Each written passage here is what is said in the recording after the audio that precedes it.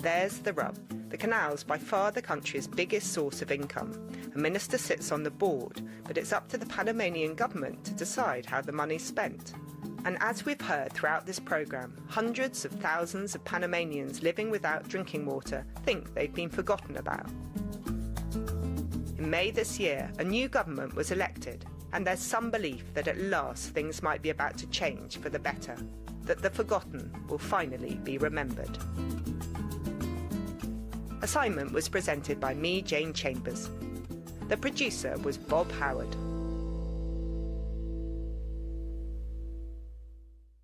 That was Assignment from the BBC. I'm Saroja Coelho, and this is CBC Radio 1. Have a great day.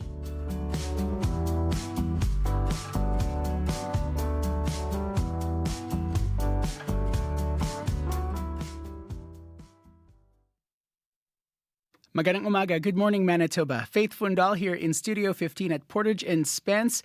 I'm sitting in for Marcy Marcusa. This is Information Radio on CBC Radio 1, 89.3 FM, 990 AM, and everywhere on the CBC Listen app. It is Thursday, October the 3rd.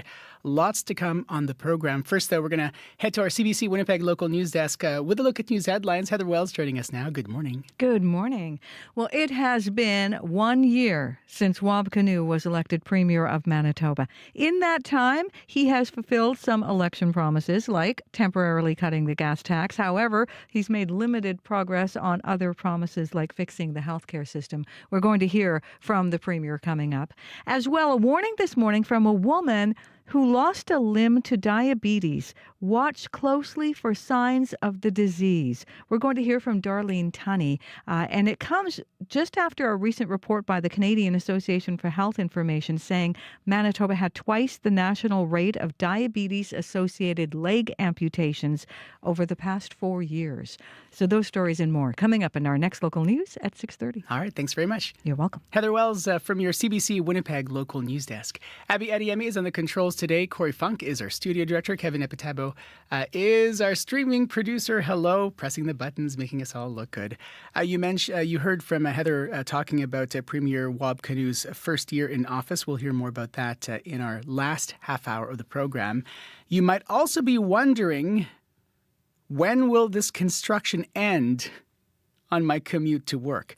We're going to have the city on the show to answer those questions, but we're also asking you folks to send in your questions. We're not talking about new construction that's popped up. It's those construction zones that have been there since the beginning of the summer. We'd love for you to call our listener line 204-788-3205. We'll put your questions to the city of Winnipeg about when we can expect that to end. That's still to come. Also coming up in our 7:30 half hour, a conversation about supporting new parents in their breastfeeding journeys. This week is National Breastfeeding Week, and we'll meet two members of the Milk Mentors MB, a peer support network that meets parents and their babies where they're at. We'll hear more about that coming up at 7:40. And, of course, lots more coming up here on Information Radio on CBC Radio 1. Stay tuned. World Report is standing by.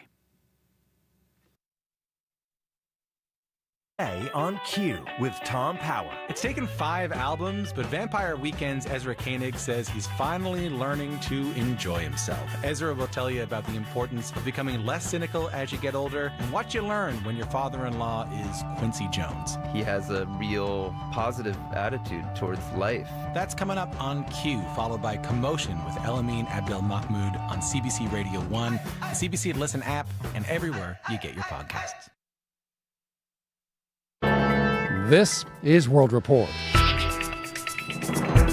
Good morning, I'm John Northcott. Israel's military says it has struck 200 Hezbollah targets overnight and intercepted 25 projectiles fired from Lebanon.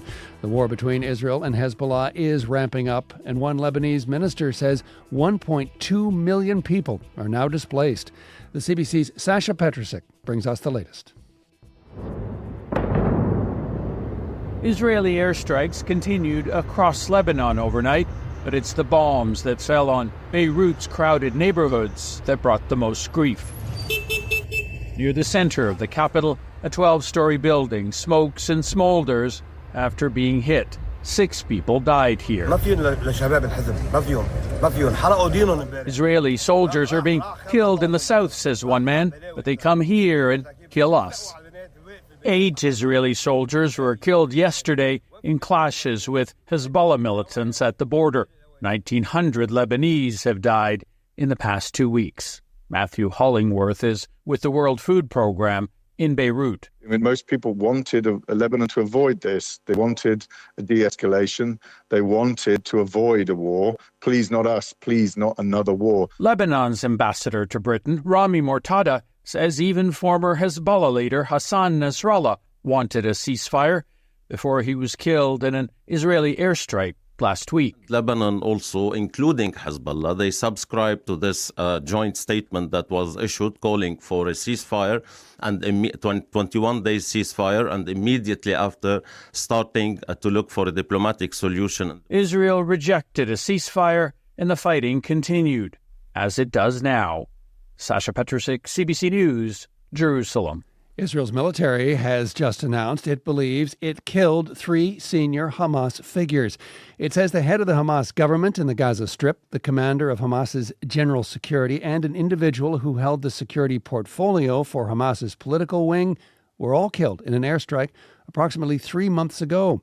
The IDF claims Hamas did not announce their deaths to prevent loss of morale.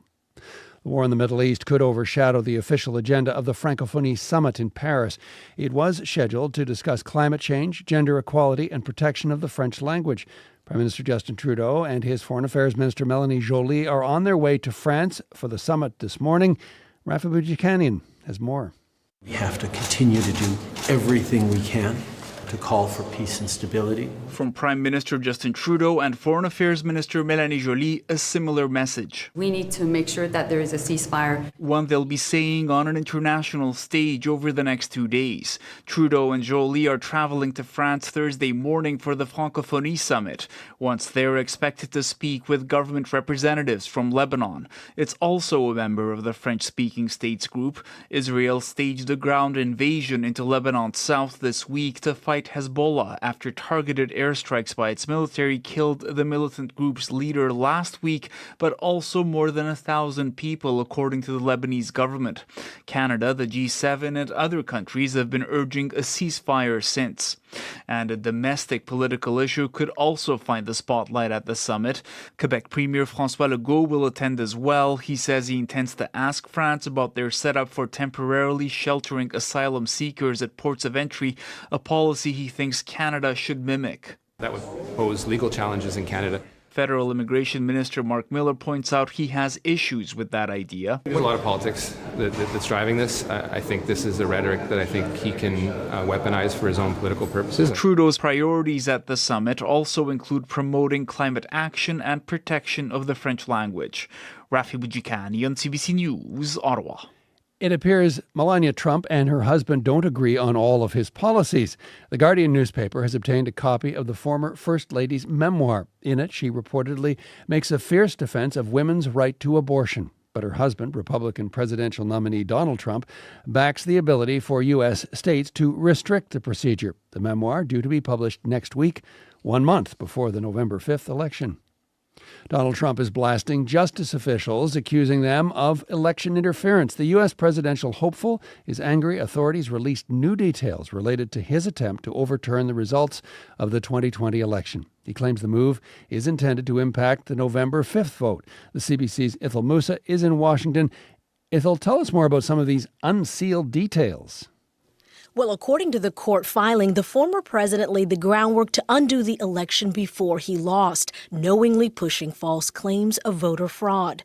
Prosecutors cite an account of a White House staffer who, after the election, overheard Trump telling his family, "It doesn't matter if you won or lost the election, you still have to fight like hell." Trump is also alleged to have said the details don't matter when he was told the lawyer mounting his legal challenges wouldn't be able to prove the false claims in court. Prosecutors also say that when a campaign employee described as a Trump co-conspirator was told the results favoring Democrat Joe Biden at a Michigan polling center appeared accurate, they replied, "Find a reason it isn't and give me options to file litigation." Here's more from Democratic Congressman Jamie Raskin. What this document does is to go through step by step by step through every chapter of this assault on American democracy to show how Donald Trump was not acting in an official capacity to take care that the laws are faithfully executed, but rather acting like, at very best, a private candidate and really like an outlaw, like a tyrant attacking the constitutional system. So, Ethel, what kind of an impact could all this have on the presidential campaign? It's unclear if this filing will have any impact on the upcoming election. However, in a post on Truth Social, Trump wrote in capital letters, "election interference." Trump campaign spokesperson Stephen Chung called the brief falsehood-ridden and unconstitutional, and he repeated claims that special counsel Jack Smith and the Democrats were hell-bent on weaponizing the Justice Department. The CBC's Ethel Musa in Washington. Thanks, Ethel. You're welcome. The Dominican Republic plans to immediately deport thousands of migrants. Officials say as many as 10,000 per week will be forced out of the Caribbean nation. The announcement did not specifically identify Haitians, but most of the migrants come from the neighboring country. Haiti is gripped with violent conflict with powerful gangs. Officials in the Dominican Republic are blaming the UN for not successfully addressing the situation. The violence has displaced 700,000 people in recent months. At least 2 people are dead from a powerful storm lashing Taiwan.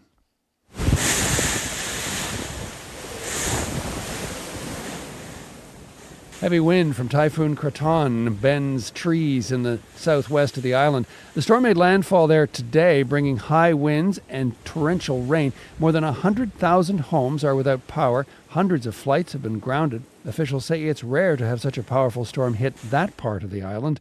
Most target the east coast, coming from the Pacific Ocean. Finally, Italy is known for its culinary delights, from tartufo mushrooms to Parmesan cheese, and of course its cured ham prosciutto. Now, the country's $40 billion cured pork industry is facing its biggest threat ever. That threat? Swine flu. Megan Williams has more from Rome. One of the hundreds of pig farms in Italy that are having to make the agonizing decision to slaughter all of their pigs after their sows tested positive for swine fever. The virus arrived here almost 3 years ago and has so far killed nearly 120,000 pigs. 3/4 of those over the past 2 months as the emergency intensifies. We now have to pay extreme attention to who comes into contact with our pigs, limiting all possible movements of both farmers and pigs, says the director of the Zoological Health Institute in Veneto, one of the northern Italian regions where the virus has hit hardest. If one pig is infected, all have to be slaughtered. Italy's powerful agricultural lobby group, Coldiretti, puts damage to the pork industry at $750 million, demanding the government suspend taxes and mortgage payments for producers. Italy had appointed 2 previous commissioners to try to stop the spread by dispatching the army to hunt wild boar, spreaders of the flu. The latest commissioner has instead imposed restrictions on accessing farms and transferring animals, as well as enlarging the buffer zones, a strategy that seems to be working. Megan Williams, CBC News, Rome. And that is the latest national and international news from World Report. Remember, for news anytime, go to our website, cbcnews.ca. I'm John Northcott. This is CBC News.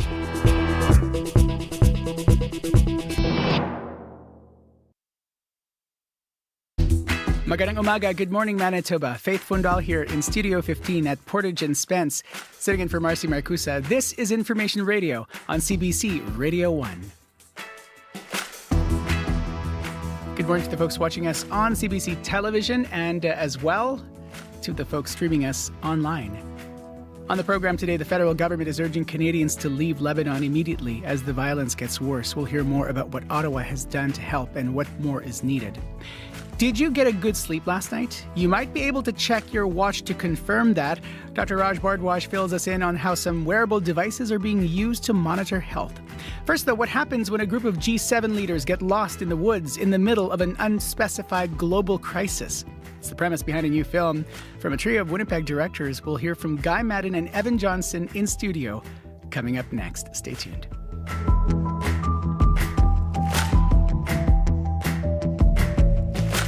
Kevin Nipatebo is on the streaming controls. Abby Adiemi, our tech today. Corey Funk, our studio director. And Heather Wells is at our CBC Winnipeg local news desk with a look at news headlines. Good morning. Good morning.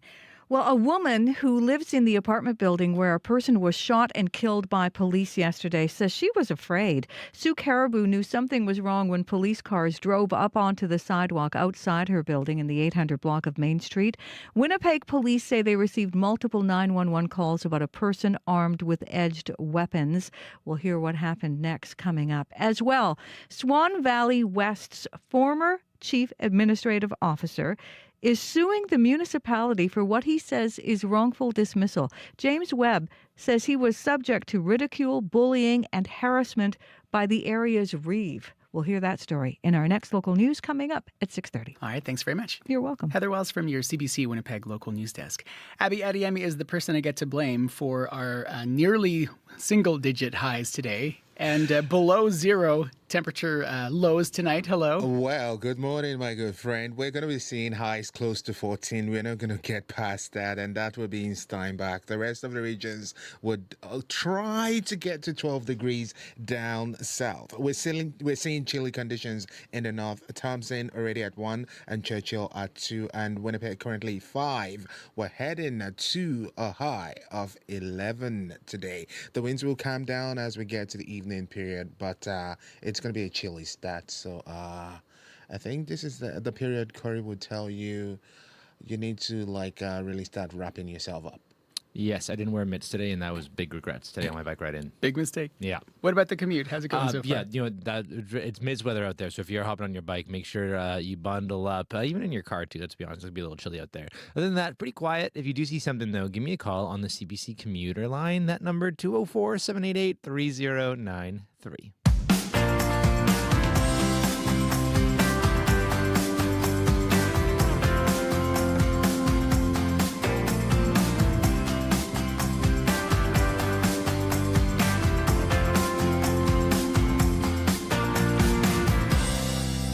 13 and a half minutes after 6 o'clock here on CBC Radio 1. And a world first for a Winnipeg director. His film Rumours premiered at the Cannes Film Festival in the spring. Just last month, it made its way to the Toronto International Film Festival screens. This week, Guy Madden and his co-directors Evan and Galen Johnson are in Winnipeg for special screenings ahead of the theatre debut later this month. Guy and Evan spoke with me in studio yesterday. Hey, hello, Faith. Hello. Nice to be here. How does it feel? It's wonderful to be back. Finally, I've been listening to you for what seems like ages now. I know it's only been a few years, but it's great to see you in person. It's nice to see you too. Just going through the various articles online, critics describe Rumours as your most accessible work yet. How would you characterize it? I think we almost even set out to make it more accessible, or we didn't say more accessible because that sounds like a sellout. Less alienating? Is that a sellout? What do you mean? Many folks will know the style of directing in films that you like to do. This is kind of a little bit different. Yeah, Evan, I'm 68 years old. Evan is 41, and we've been already working together for a long time, but I made movies before he was born, basically, and they always had a distinctive visual style, that of a person who really didn't know what he was doing technically. But I used as an excuse something as a strength to build off of, that I was like a child sort of in a creative zone in a kindergarten arts and crafts time. And I tried to play that to my strengths. But I did that for a long time, and I really felt like 35 years in kindergarten was enough. And so we knew right away that some of those alienating effects, which I love and do not alienate me and do not alienate everyone, would be absent. So yes, it is the most accessible, just in superficial ways. We've got more profound alienating things. Yeah, I want to interject here and say that I refuse to take the blame for making you less alienating. I don't have my own alienating qualities, obviously. We're natural alienators. What made you want to write about a handful of G7 leaders during an unspecified global crisis and then they get lost? That's a good question. think we spend enough time in a room together, three of us, like working on script ideas, and in a group, sitting around in a group trying to write something. And every year, we did this for years. Every year around a certain time, we'd start to see coverage of a G7 summit on television, and we'd pause our writing and watch with great enjoyment, seeing these seemingly foolish leaders wandering around together in some countryside estate, and at all these summits, at the end of them, they always release a statement of some kind that's poorly written and doesn't say anything. And we always found that funny. And I think eventually just the combination of us sitting around trying to write something and having trouble with it, and coverage of these leaders trying to do the very same thing, those two things just blended together until we felt like we're like the G7. We're fools trying to write something together and failing. There is something about the I say the fancy words that leaders use when they're trying to say things. But in the film, you actually get into why someone might use these very vague words, right? But it also is in a way that is both poking at it and also making it obvious to folks who might not have thought about it, right? Why was that important to reflect on screen, but also in the writing, either of you?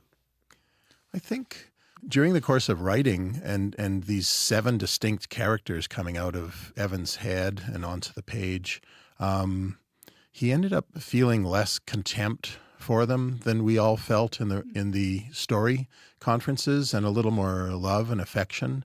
And you realize that these people have human qualities, especially the qualities of failure, and their narcissism doesn't seem as pronounced as some characters in real life, but it's there. There's some heinous insecurities and all sorts of things. But in other words, these people just ended up being identifiable and likable, lovable little war criminals that they are. I mean, but it's also you have this cast with a lot of background and a bunch of fancy awards as well.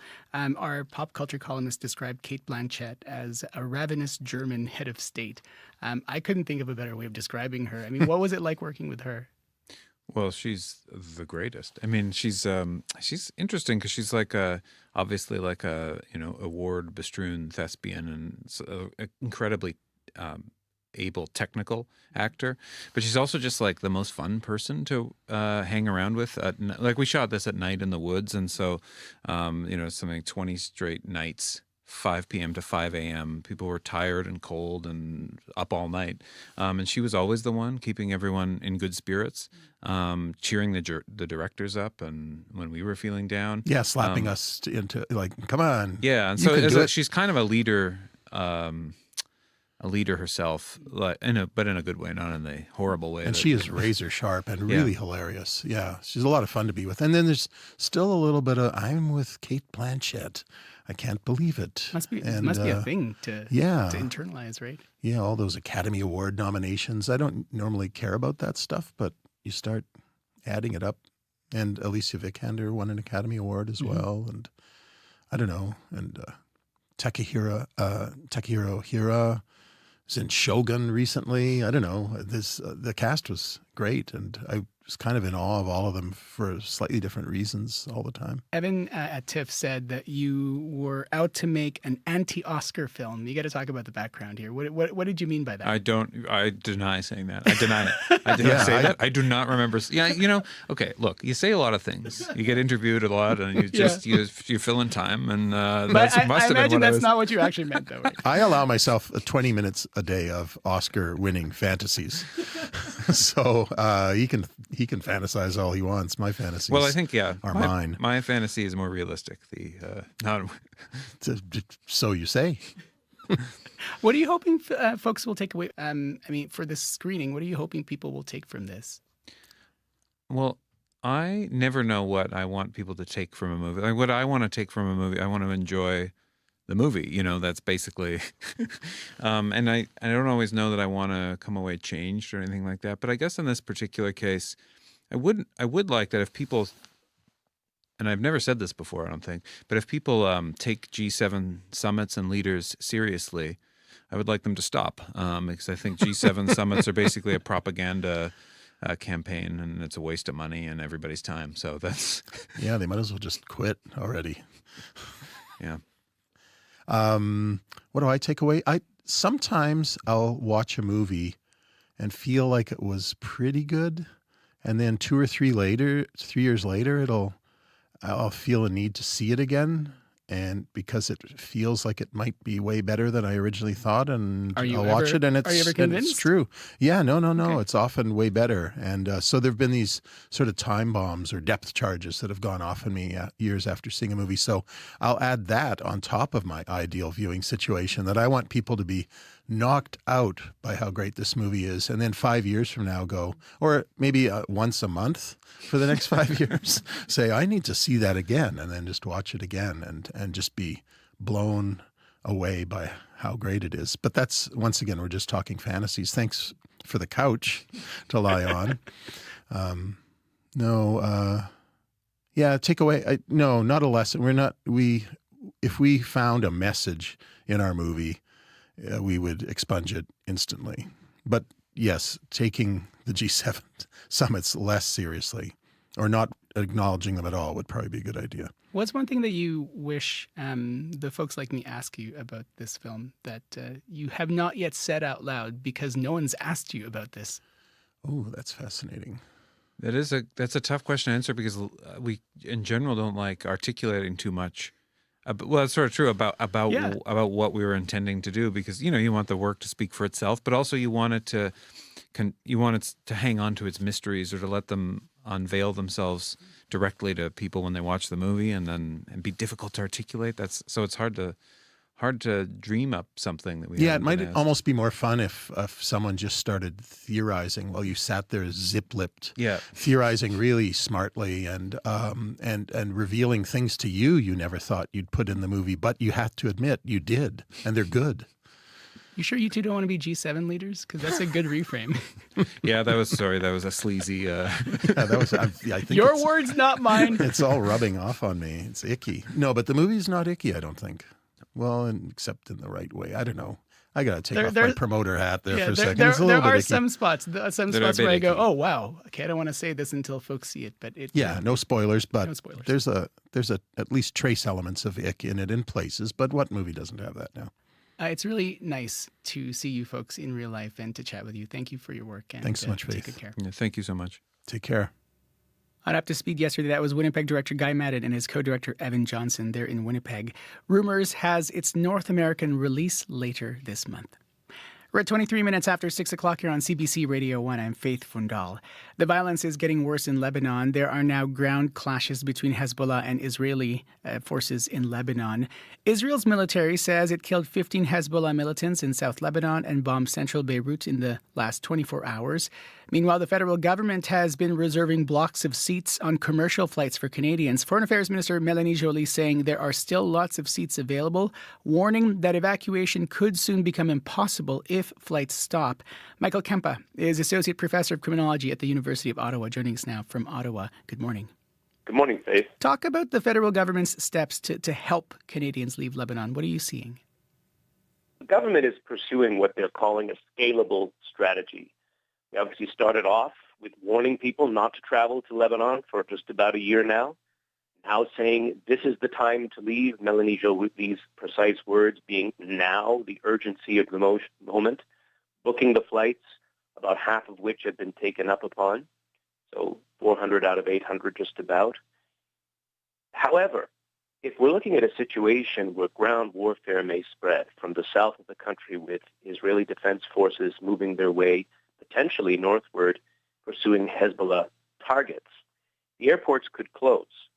So we're looking at, as we did in 2006, leasing major commercial ocean liner vessels to boat people out, sending military personnel, 150 Canadian soldiers, over to provide essentially escort should there be warfare on the ground. I mean, we estimate, and the government estimates about 45,000 Canadians in Beirut. I mean, how challenging is it to extricate that number of people in a short period of time or in an emergency situation? Well, the challenges logistically are extreme. It's not just Canadian nationals. As you say, 45,000. There are probably as many or more Americans, British, Australians, Western Europeans, Pacific Islanders. They'd all be looking to leave at precisely the same moment of emergency. So something as mundane as simple gridlock traffic of hundreds of thousands of people fleeing becomes a major issue in a ground warfare or even air warfare situation where all of those people, unfortunately, are stationary as sitting ducks. We have had situations where folks are urged to leave, told to leave, explicitly ordered to leave, essentially, but don't. How much complicated can that be? What happens if Canadians are advised to leave, but they choose to stay? So this is where things obviously get tricky. It's hard to understand why people wouldn't leave a war zone. We are asking them to leave behind their homes, everything that they're currently bound up in with family and work and so forth. But last time this happened in 2006, we had an uncomfortable debate in our society around the concept of Canadians of convenience. In other words, citizenship obviously comes with rights and protections, but there are also responsibilities. And the question is, at what point do you draw the line? If you've been told to leave, ordered to leave, and you don't, when does the government no longer have an obligation to help you, particularly if you have only very loose associations or no associations really back to the country of Canada? Did we get to an answer for you? But I was going to say, did we come up with an answer back then, and do we have one now? Well, we moved the line a little further in tougher directions immediately after 2006, where we said, okay, if you're a Canadian national, we will extend that to one generation. But after 2 generations where there's no connection back to Canada, we will not automatically give you either citizenship or residency status. So we went down that pathway. People weren't too happy with it. We relaxed a little bit, and we can be sure that these debates will come up again. Michael, you and I have this privilege of having this conversation without any kind of war around us. What are you hoping people will think about as this continues? Because it doesn't look like it's going to be ending anytime soon. So there's 2 major prongs to go forward with. One is that precise debate about the rights and responsibilities of citizenship. The second concerns ongoing military preparedness. Now, it's wonderful that we're scrambling everything to get people out now, but given how predictable this was, we've been warning Canadians not to travel to the region for a year. One might think, well, it would have been good to have both Navy and ground military personnel stationed in the area. Of course, that comes back to the familiar lament of Canadian military being under-resourced. So in a world marked by so much conflict, will we be prepared for next time? Michael, I appreciate you making time today. Thank you, and take good care. Always. Thank you kindly. Michael Kempa, Associate Professor of Criminology at the University of Ottawa. We reached him in Ottawa this morning. We're just about 29 minutes after 6 o'clock here on CBC Radio 1, 89.3 FM, 990 AM, and everywhere on the CBC Listen app. He kept cars quiet. We fix your muffler expertly. He got saucy about chicken. There's always value in a visit. And he was concerned about curves. You want to be sure about the way you look and the way that people look at you. How Jerry Goodis made an advertisement a beautiful thing on Under the Influence with Terry O'Reilly, Thursday morning at 11:30, 3:30 p.m. in Newfoundland, and on the CBC Listen app. Still to come on the program, did you get a good night's sleep last night? You might be able to check your watch to confirm that. Dr. Raj Bhardwaj fills us in on some wearable devices that are being used to monitor health. Stay tuned for that conversation. And stay tuned for our conversation about construction. Yes, you likely have noticed some construction that began in the early summer and might still be there. We're going to hear from the City of Winnipeg in our last half hour of the program to talk more about those big construction areas and an update on them. You might have a question for them as well. Call our listener line. We'll put that question or some of your questions to the city, 204-788-3205. Stay tuned for that in our last half hour of the program. Your CBC Winnipeg News is next. This is CBC News. Good morning. I'm Heather Wells in Winnipeg, and you are feeling the chill this morning as soon as you step outside. It's only 5 degrees, but we will see lots of sunshine today. Again, a bit of a wind and cooler than seasonal, a high today of 11. It has been 1 year since Kinew was elected Premier of Manitoba.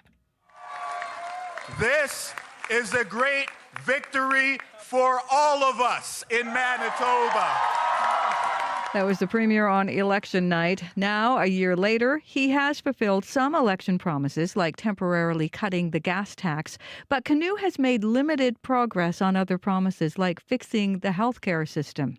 In an interview with CBC, Kinew says his government is taking steps in the right direction. A net addition of more than 870 people on the front lines is good progress. But hey, the scale of the healthcare challenge is so large that even if we hit that 1,000 healthcare worker challenge, we now got to repeat that again next year and then the year after. Premier Kinew says it will take years to fix the damage caused by the previous PC government. A person was shot and killed by police in Winnipeg's North End yesterday. Now, Manitoba's police watchdog is investigating. CBC's Zubina Ahmed reports. Police say it happened just after 12:30 p.m. in the 800 block of Main Street. Officers responded to multiple 911 calls regarding a person armed with edged weapons. Police met the person in the hallway of the apartment building. He was allegedly armed with multiple weapons and banging on tenants' doors. Police say the person was tasered before he was shot by police. Acting Winnipeg Police Chief Art Stannard said the male was taken to hospital but later died. It was an active incident, and we responded that way. Our members are trained to go there and get in there and do what they have to do, and the public was at risk. He said police were still trying to contact the male's next of kin. Manitoba's police watchdog has taken over the investigation.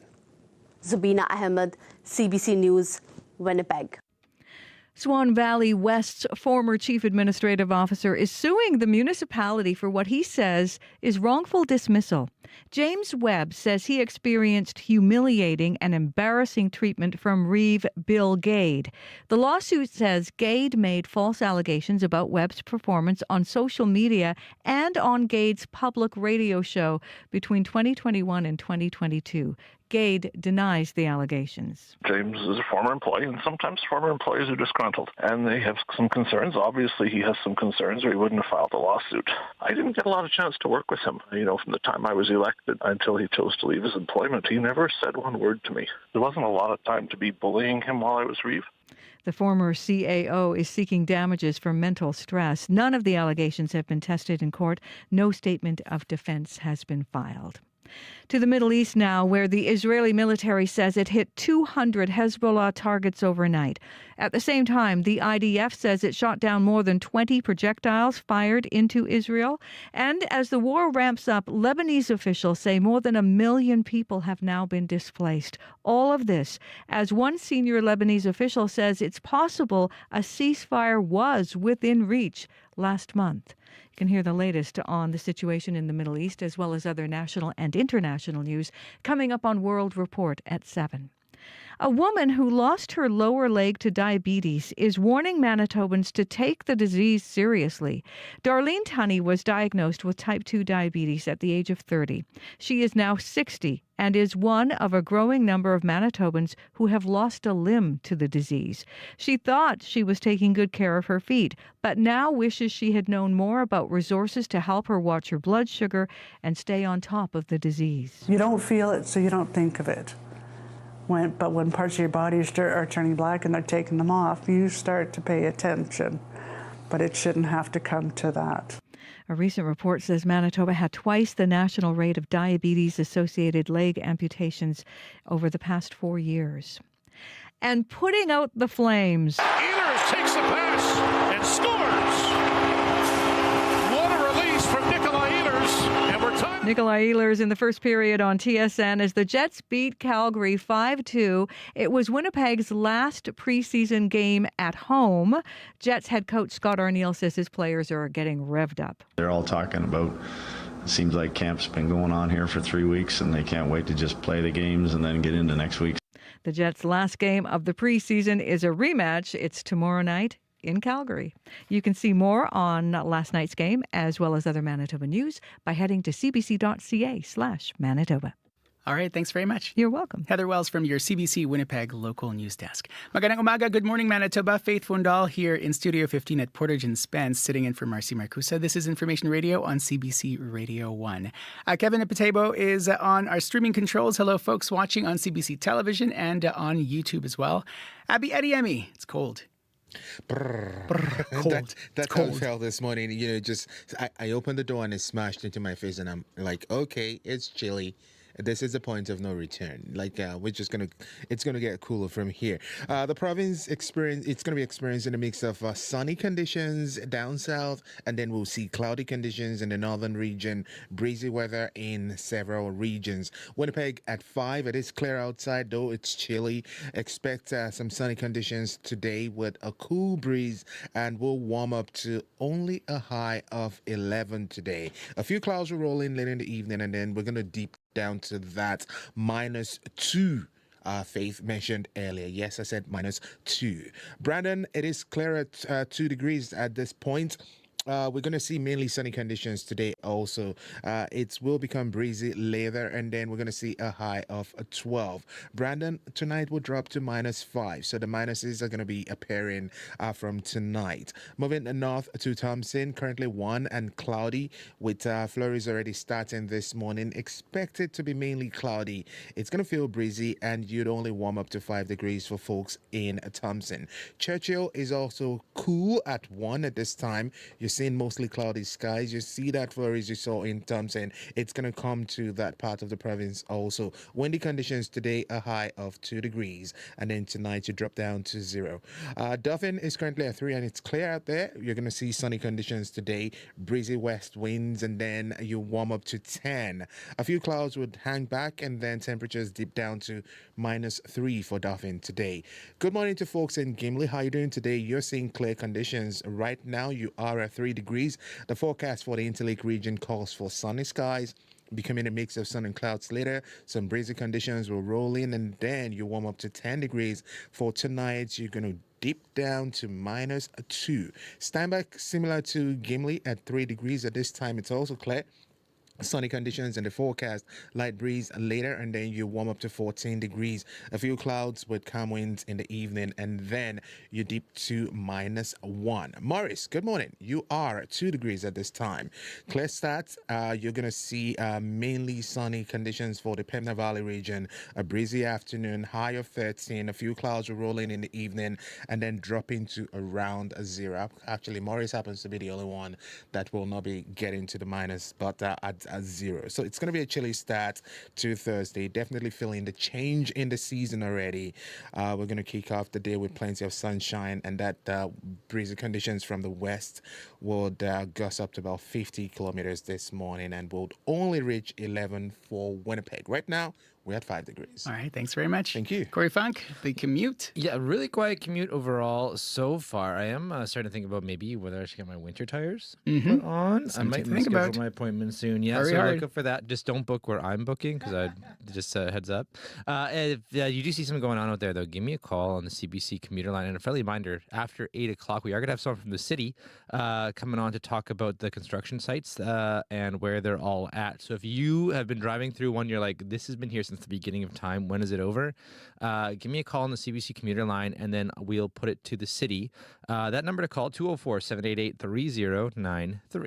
All right, thanks very much. Thank you. It's Corey Funk, our studio director here on the program. I'm Faith Fundal, and also joining us, Crystalie Remlecan with the Business Report. Good morning.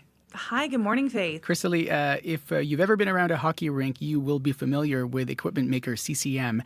There's some pretty big changes and news at the company. What do you know? Yeah, so the iconic 125-year-old Canadian brand is selling a majority stake to a Swedish private equity firm.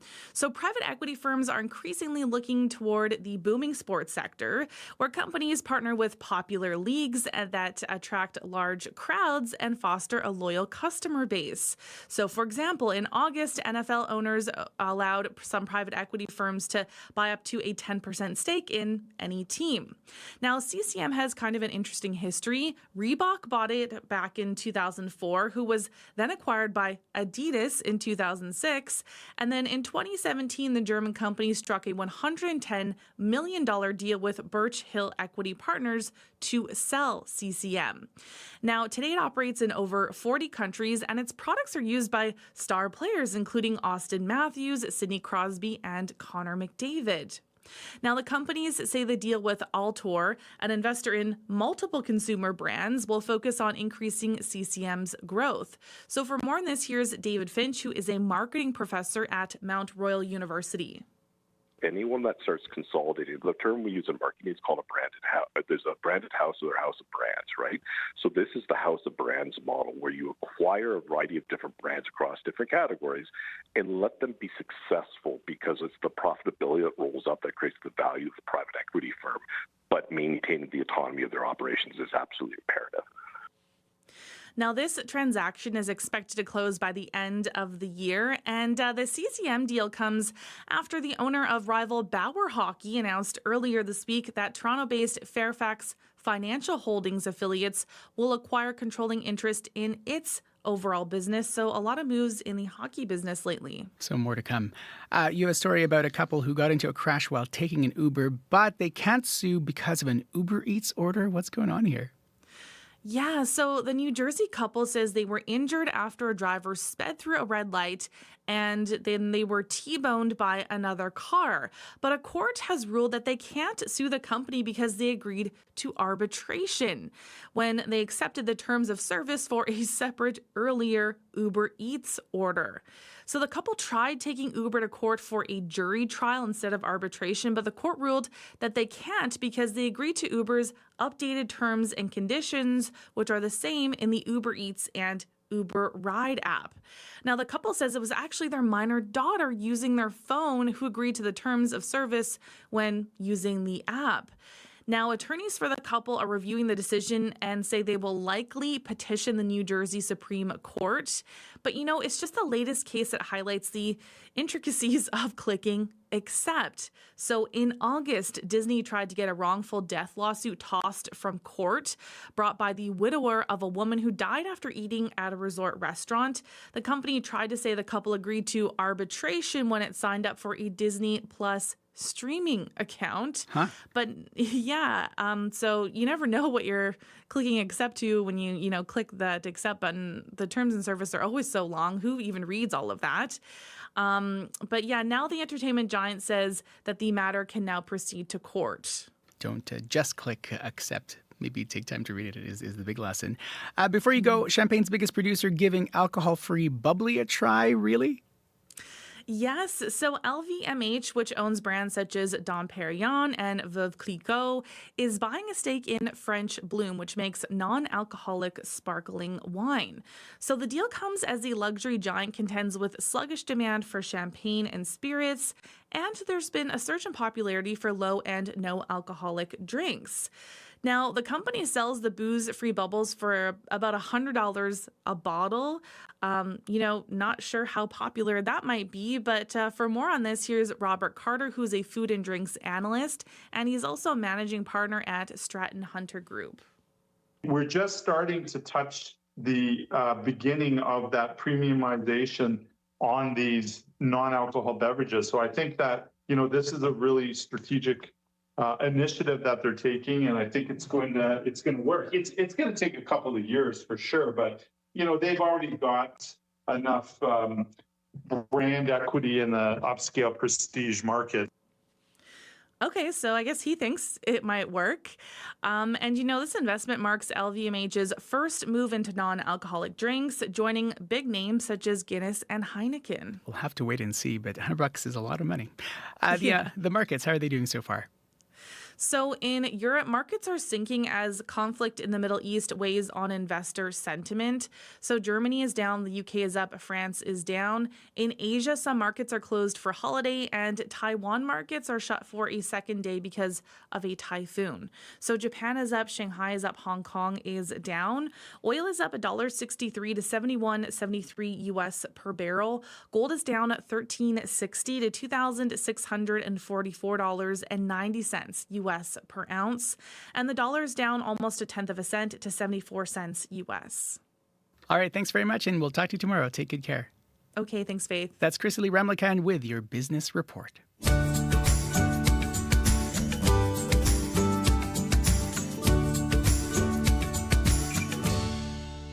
We're at 15 minutes before 7 o'clock here on CBC Radio 1, 89.3 FM, 990 AM, and everywhere on the CBC Listen app. Time now for a little joy from Edmonton's Anne Vriend, a.k.a. AV. This one's called Let's Make Up Some Joy.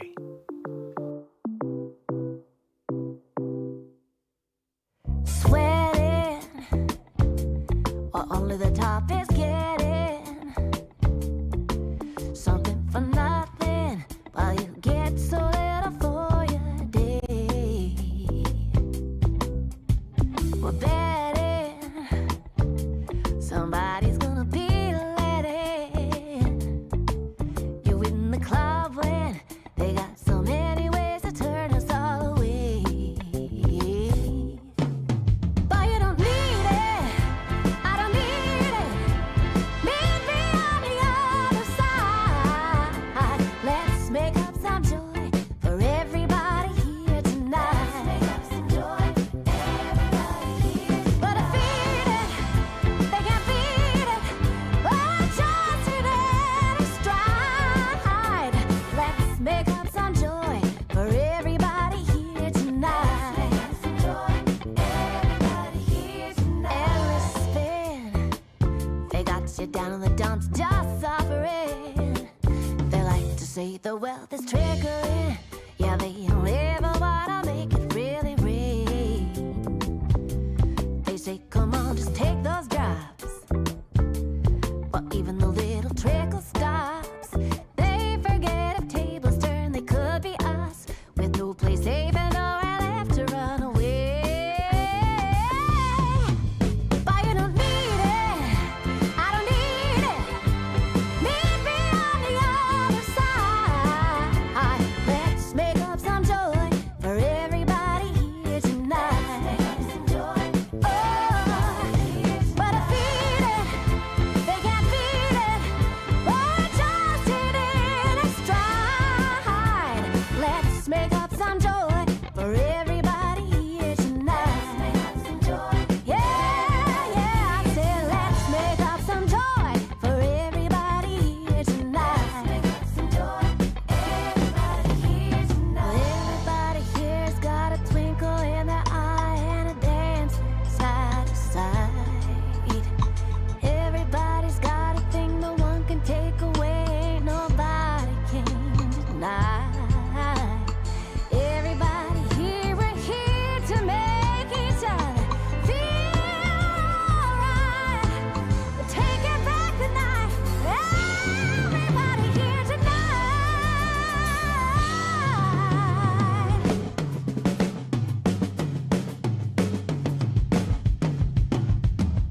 But you don't need it, I don't need it. Meet me on the other side. Let's make up some joy for everybody here tonight. Yeah, yeah, yeah, yeah, yeah. We'll just feel it, fake it, feel it. Oh, just hit it in stride. Let's make up some joy for everybody here tonight. Oh, I said, let's make up some joy for everybody here tonight. Let's make up some joy for everybody here tonight. At Edmonton, that was AV with Let's Make Up Some Joy. We're 11 minutes before 7 o'clock here on CBC Radio 1. I'm Faith Fundal. With the latest software update to its popular Apple Watch, the tech company has added a new feature, alerting users if it determines the person using the watch may have sleep apnea. Might lead to treatment for a potentially dangerous condition that often goes undiagnosed. But could such features also lead to a surge of people with concerns about their sleep when, in fact, they might not need any treatment? Marcy Marcusa spoke with our house doctor, Raj Bardwaj, for his take. Good morning, Marcy. So this latest news is about sleep apnea. Can you tell us, just, I guess for starters, more about sleep apnea? What is it and how a watch can detect it? Yeah, so sleep apnea is a pretty common sleep and breathing problem that, like you said, often goes undiagnosed. It's estimated that around 1 in 10 adults globally might have sleep apnea. One of the big clues is that it often goes along with loud snoring, but not everyone who snores has sleep apnea, and not everyone with sleep apnea snores, so that's not diagnostic necessarily. There are a few different kinds of sleep apnea. The most common one is called obstructive sleep apnea, where the muscles of your throat, as you fall asleep, they basically relax and they flop shut, and then you can't breathe. So your brain senses that, hey, this person hasn't taken a breath in a while, and it briefly wakes you up so that you can sort of reopening the back of your throat and your breathing muscles. And that waking up is so short. And it's not a full wake necessarily, so people don't notice it or remember it.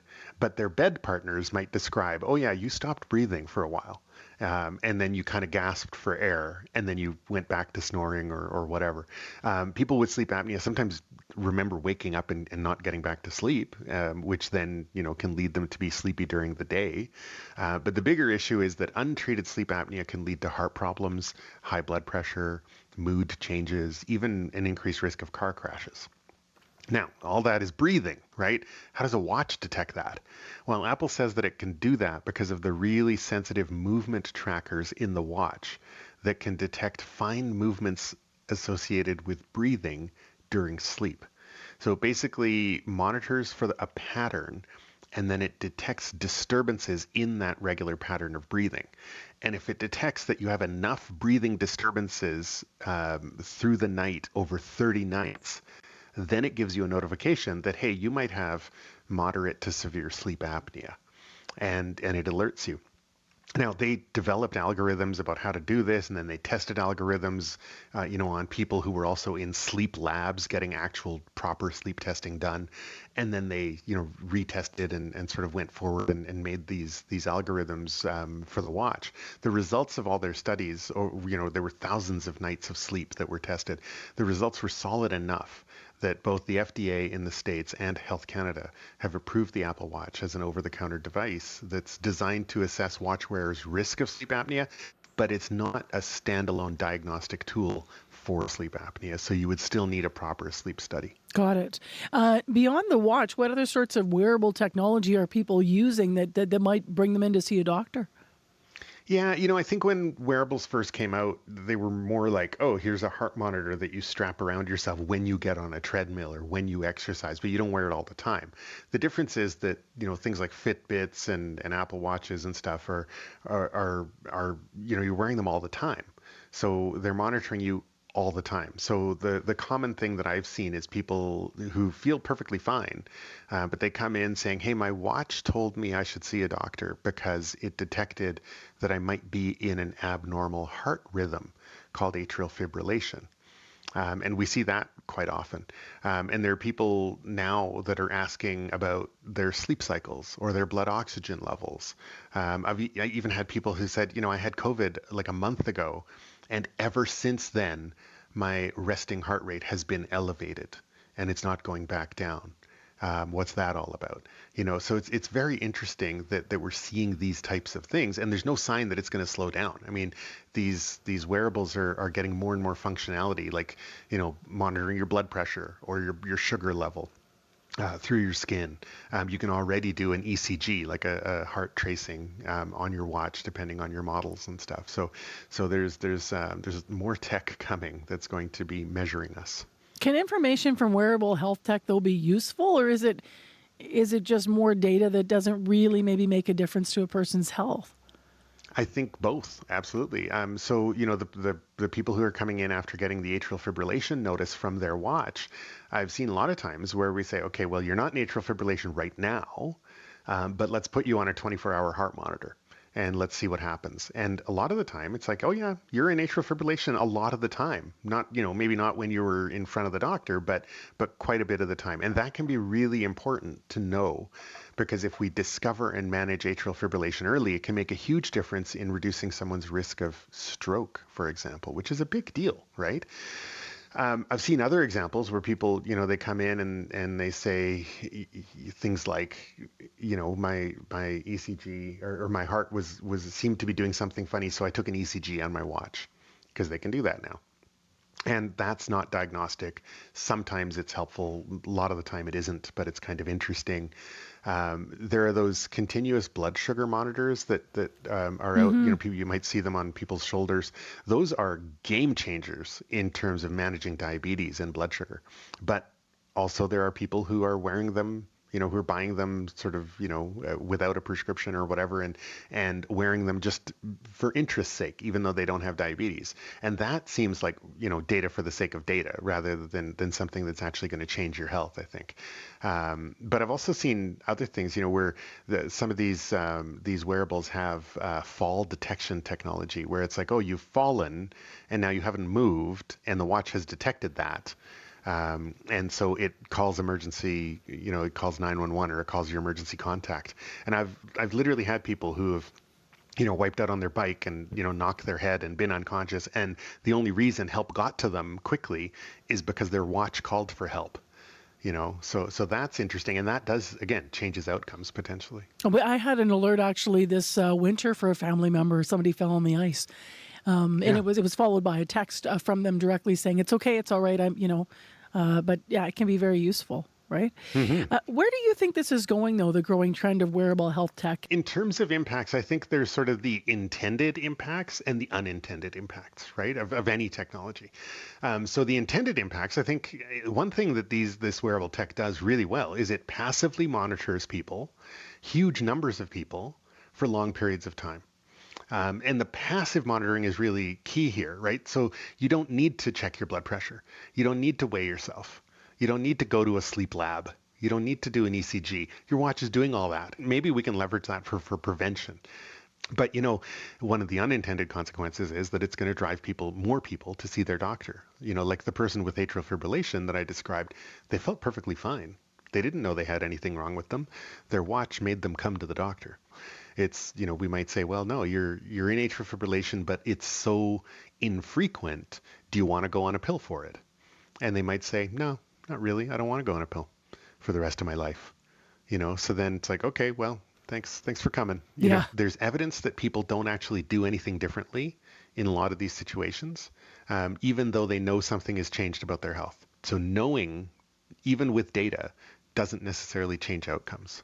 The other thing is that there's an unintended consequence of privacy, right? There's privacy of your health information, your data being used or sold, potentially impacting your ability to get insurance or the cost of your insurance, not to mention obviously being targeted for advertising and things like that. All right, Dr. Bardwaj, thank you. My pleasure. That's House Dr. Raj Bardwaj speaking with Marcy Marcusa. We're at 2 minutes before the top of the hour. Let's head to your CBC Winnipeg local news desk. Heather Wells joining us with a look at news headlines. Good morning. Good morning. It has been 1 year since Kinew was elected Premier of Manitoba. This is a great victory for all of us in Manitoba. And a year later, Kinew has fulfilled some election promises, like temporarily cutting the gas tax, but he has made limited progress on other promises. We'll take a look. And Swan Valley West's former chief administrative officer is suing the municipality for what he says is wrongful dismissal. James Webb says he was subjected to ridicule, bullying, and harassment by the area's reeve. We'll hear more on that story as well in our next local news at 7:30. All right, thanks very much. You're welcome. Heather Wells from your CBC Winnipeg local news desk. I'm Faith Fundal in for Marcy Marcusa, expecting mainly sunny conditions for Winnipeg today. Temperature high of 11 degrees with a westerly wind gusting to 50. Right now it is 5 degrees at the Forks. Goodbye to the folks watching on CBC television. Of course, you can watch us on our CBC YouTube stream. Thanks to Kevin Nipatebo, who is on the controls there. Abby Adeyemi, our studio control person, Corey Funk, studio director as well. Still to come on the program, we'll hear from a parent who says nothing went to plan when it came to breastfeeding her babies. Now she offers the support she wishes she had to other parents. That's after World Report.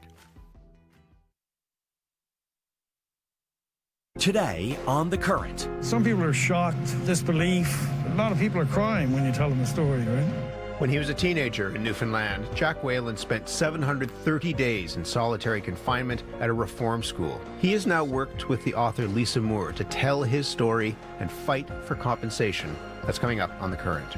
The Current with Matt Galloway. This morning at 8:37, 9:07 in Newfoundland. and on the CBC Listen app. This is World Report.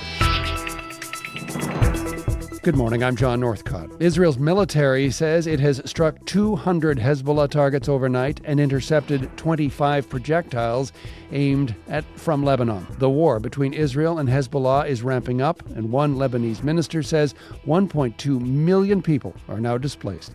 The CBC's Sasha Petrusik brings us the latest. Israeli airstrikes continued across Lebanon overnight, but it's the bombs that fell on Beirut's crowded neighborhoods that brought the most grief. Near the center of the capital, a 12-story building smokes and smolders after being hit. 6 people died here. Israeli soldiers are being killed in the south, says one man, but they come here and kill us. 8 Israeli soldiers were killed yesterday in clashes with Hezbollah militants at the border. 1,900 Lebanese have died in the past 2 weeks. Matthew Hollingworth is with the World Food Programme in Beirut. I mean, most people wanted Lebanon to avoid this. They wanted a de-escalation. They wanted to avoid a war. Please not us. Please not another war. Lebanon's ambassador to Britain, Rami Mortada, says even former Hezbollah leader Hassan Nasrallah wanted a ceasefire before he was killed in an Israeli airstrike last week. Lebanon also, including Hezbollah, they subscribed to this joint statement that was issued calling for a ceasefire and 21-day ceasefire, and immediately after starting to look for a diplomatic solution. Israel rejected a ceasefire and the fighting continued, as it does now. Sasha Petrusik, CBC News, Jerusalem. Meanwhile, Israel's military has announced it believes it killed 3 senior Hamas figures. It says the head of the Hamas government in the Gaza Strip, the commander of Hamas's general security, and an individual who held the security portfolio for Hamas's political wing were all killed in an airstrike approximately 3 months ago. The IDF claims Hamas did not announce their deaths to prevent loss of morale. New details have emerged in Donald Trump's attempts to overturn his 2020 election defeat. They're in new court filings by special counsel Jack Smith. He says Trump should face trial despite July's ruling by the Supreme Court giving him broad immunity.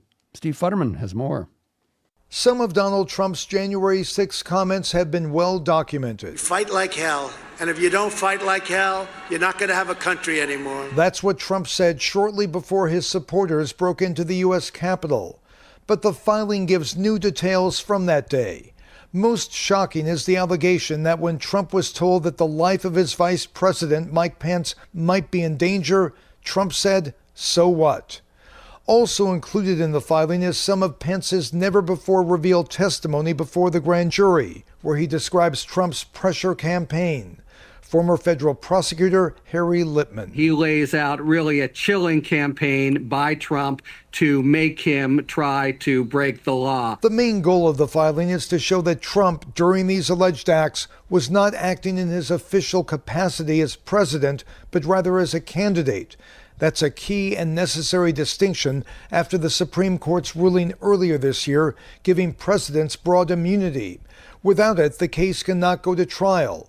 Harvard law professor Lawrence Tribe. I cannot imagine a clearer case that meets the court's standard. Trump criticized the timing of the release, accusing Smith of election interference. Steve Futterman for CBC News, Los Angeles. The Speaker has now ruled that all government business must be put aside until the House deals with this corruption motion. It's really up to the government to determine how long that will take. Opposition House Leader Andrew Scheer talking about how government business has ground to a halt.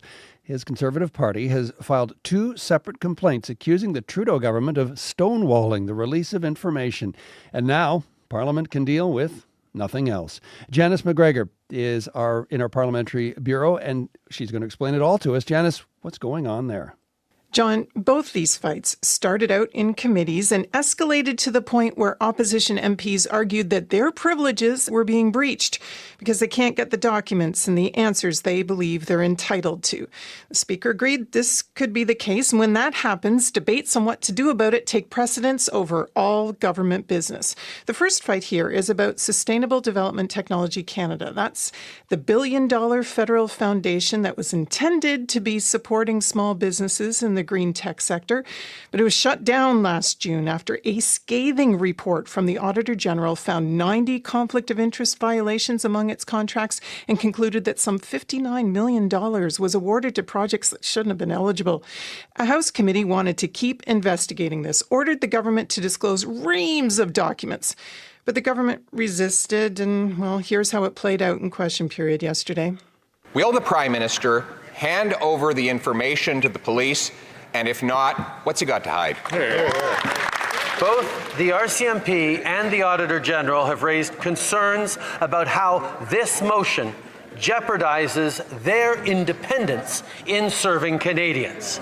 The second fight's about a much smaller set of contracts for PPE from during the pandemic. The business person involved, though, is a former associate of Alberta Minister Randy Boissonnault.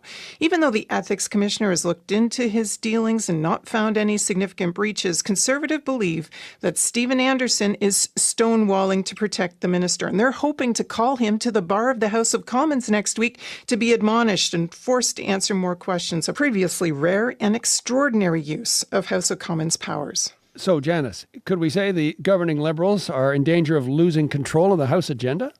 Well, look, MPs are entirely within their rights to ask tough questions on government spending and crack down on conflicts of interest. But at a time when the Liberals' hold on power is increasingly precarious, for the opposition, shutting everything down, preventing any legislation while these fights drag on, well, it makes this Parliament look dysfunctional. And that helps the Conservatives make their case that it's time for an election. Janice McGregor in Ottawa. Thanks, Janice.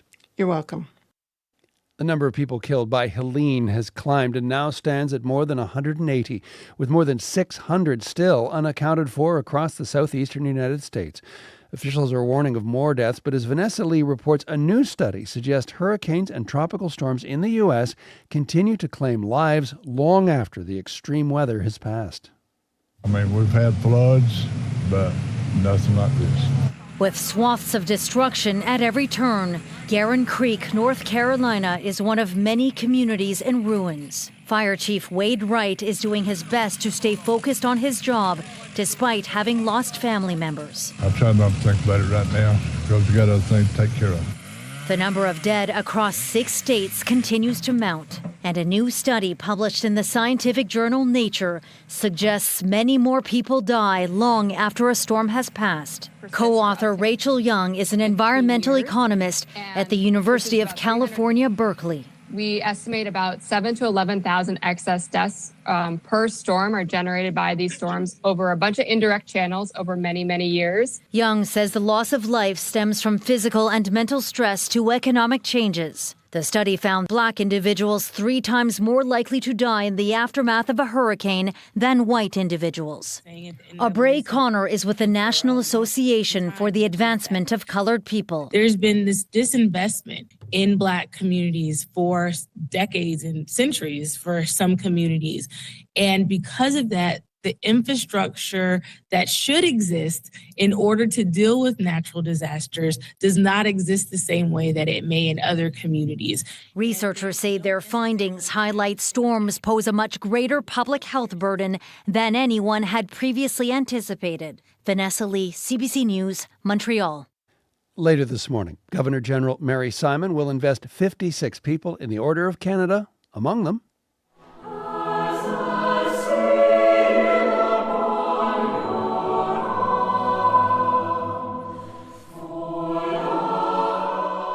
choral music composer Eleanor Daly, who wrote this song, Upon Your Heart, and hundreds of others. Grey's Anatomy star Sandra Oh, also being invested today. She's being called an inspiration for the versatility of her roles and her skill as a performer. And University of Manitoba neurosurgeon Michael West will also be there, the first in Canada to introduce gamma knife radiosurgery to treat certain brain tumors.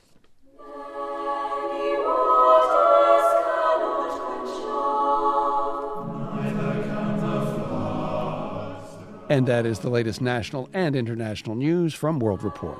I'm John Northcott. This is CBC News.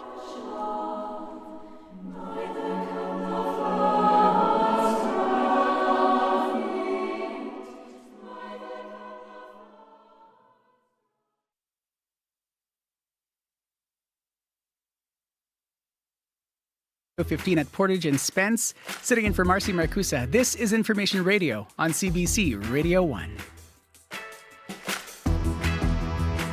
Coming up in the program, we took a closer look at a new report about diabetic amputation rates in Canada last week. It found in Manitoba, diabetes-associated leg amputations were double the national rate. We're going to hear one woman's amputation story coming up. Also, in this hour of the program, we'll hear from a parent who says nothing went to plan when it came to breastfeeding her babies. Now she offers the support she wishes she had to other parents. First, though, it is Child Abuse Awareness Month. We'll hear from a children's advocate about how you can support victims of child abuse this October. That's coming up here on Information Radio on CBC Radio 1, 89.3 FM, 990 AM, and everywhere on the CBC Listen app.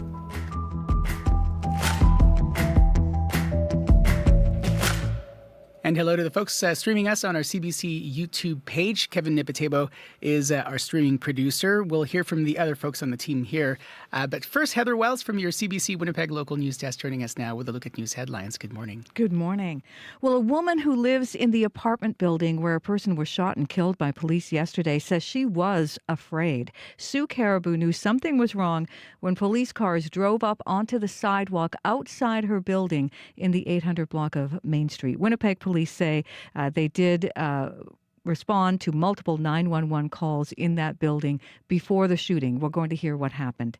And Manitobans appear to be giving Kinew's government a chance, according to a political expert. Today is the one-year anniversary of Manitobans electing the NDP, and polls continue to suggest Kinew's government is popular. We're going to hear from the Premier coming up in our next local news at 7:30. All right, thanks very much. You're welcome. It's Heather Wells from your CBC Winnipeg local news desk. Abby Adiemi has a look at our weather forecast. Good morning. It's going to be a mixed condition across the province. We're going to see sunny conditions down south and then cloudy in the northern region. Temperatures will range from 2 degrees in Churchill all the way to 14 in Steinbach. Currently, Winnipeg, we are at 5 degrees. It's chilly outside. A clear start to Thursday morning. We will see mainly sunny conditions at this part of the province. The winds will become breezy from the west later this morning, and we will warm up to a high of 11, slightly cooler than the seasonal norm of 14 for this time of the year. A few clouds will roll in later in the evening. We'll see some light winds, and then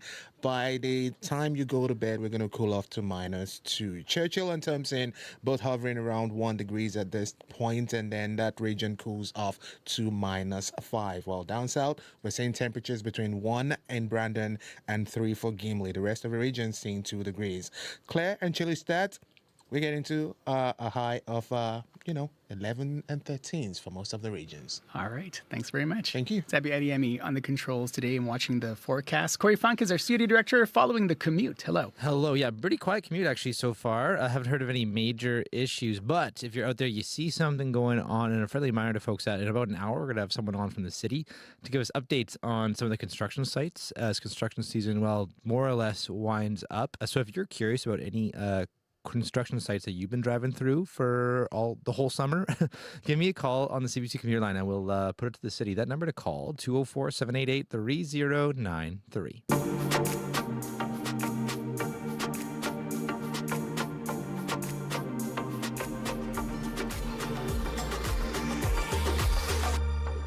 Coming up to 14 minutes after 7 o'clock here on CBC Radio 1, I'm Faith Fundal. October is Child Abuse Awareness Month. Approximately 4,000 cases of child abuse are investigated every year in Manitoba. Many more go unreported, according to the Toba Centre for Children and Youth. It's a local advocacy centre supporting both children who have experienced abuse and their families. Christy Dekowitz is the CEO of Toba Centre for Children and Youth and joins us in studio. Good morning, Christy. Good morning. How does raising awareness about child abuse help stop it? I think it's fundamental to changing the story for kids in our communities, anywhere you go in the world. Child abuse is something that people have been uncomfortable to talk about for a long time. And what we know for sure is that abuse thrives when we keep it in secrecy and we allow that to happen. So opening up that conversation means we all become more aware and become better stewards of children, keeping our eyes on children, knowing signs to look for.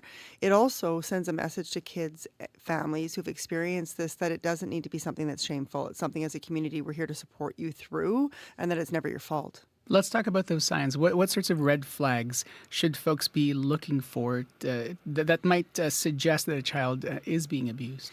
I think, well, first and foremost, I think it's important not to be too prescriptive about it. I think the reality is we all have a role in just making sure kids are okay across the board. You know, we learned that a lot through the pandemic, making sure, you know, our mental health is in check and all of those things.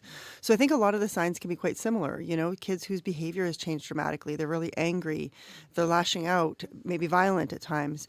And the dramatic change is a big part of it, right? I think any kind of really dramatic change, we want to know what's going on for kids, and abuse might be one of those things that could be impacting them. I think also, you know, if you have a child in your life that suddenly doesn't want to visit, you know, a relative or a family friend or a place that they normally felt safe. And then, of course, there's more, I hate to say obvious, but more obvious signs where, you know, unexplained injuries and things like that. And I think all of these things can be rather subtle, sometimes extreme. And I think the important thing we need to do for all of our community is kind of give permission to be curious and to check in on those things and not to be so worried about minding our business when it comes to the safety and well-being of kids. You mentioned that folks might be reluctant to talk about it. What do you do in that case? Especially when whether you are the person who is part of this or someone around you, depending on who is reluctant there, what do you do about that? Well, I think it starts with the community at large, right? The more we talk about this openly, the more we share that we support kids and families who go through this and that we lift them up. If they choose to come forward, the more apt they're going to be to do that, right? And the more that it sends a message to those who harm kids that we're here and we're looking at it, right? We're not going to hide from this issue. We certainly hear from it all the time. You know, we've been running this campaign for a couple of years now.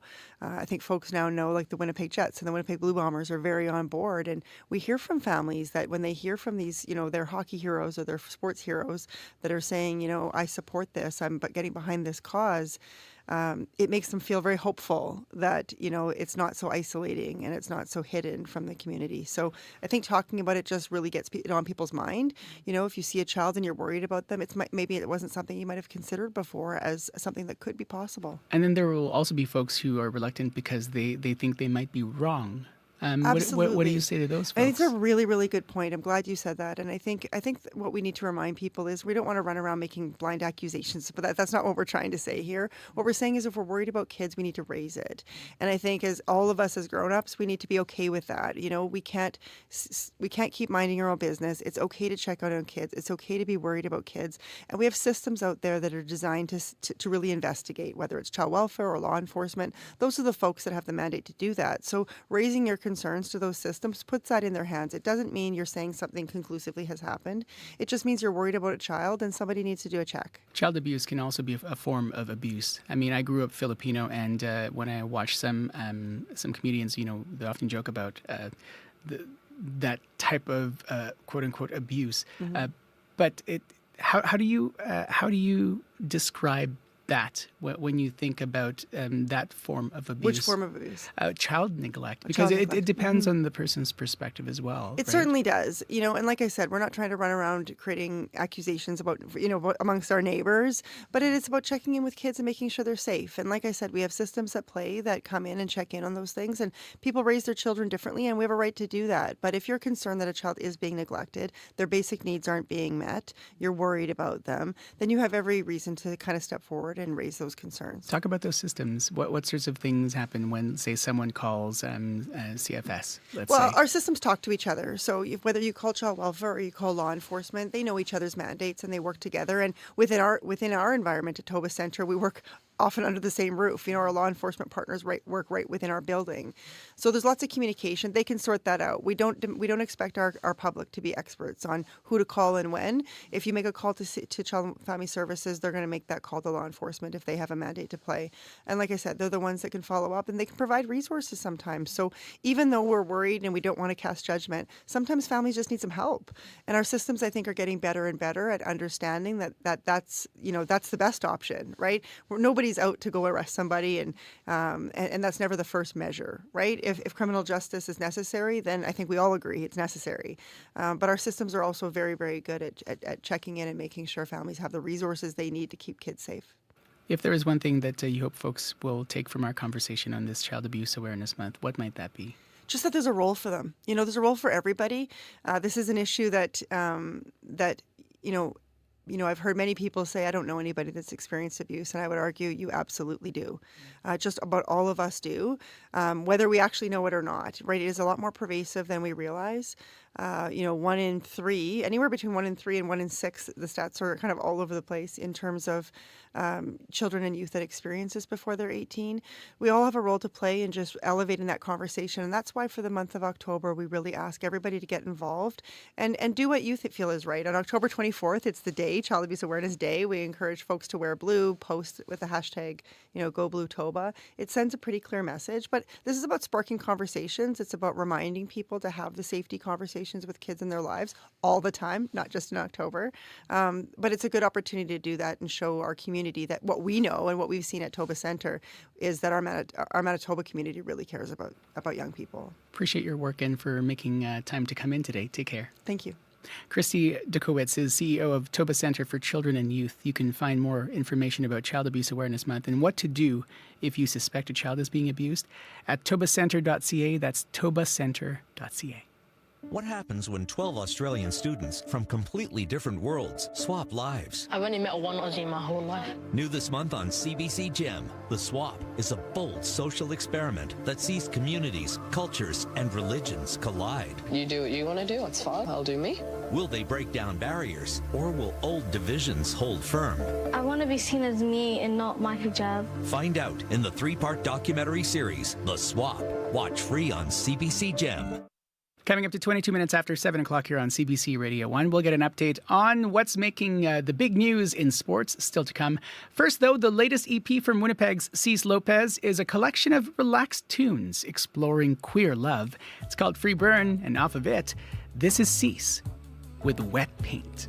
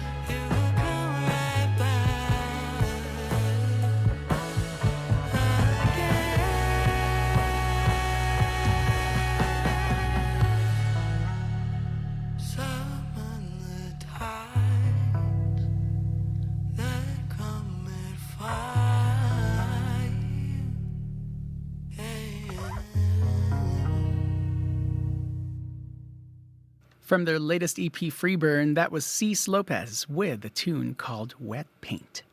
We're coming up to 26 minutes after 7 o'clock here on CBC Radio 1, 89.3 FM, 990 AM, and everywhere on the CBC Listen app. I'm sitting in for Marcy Marcusa. Let's head to your CBC National Sports Desk, and Scott Reguer joining us now. Good morning.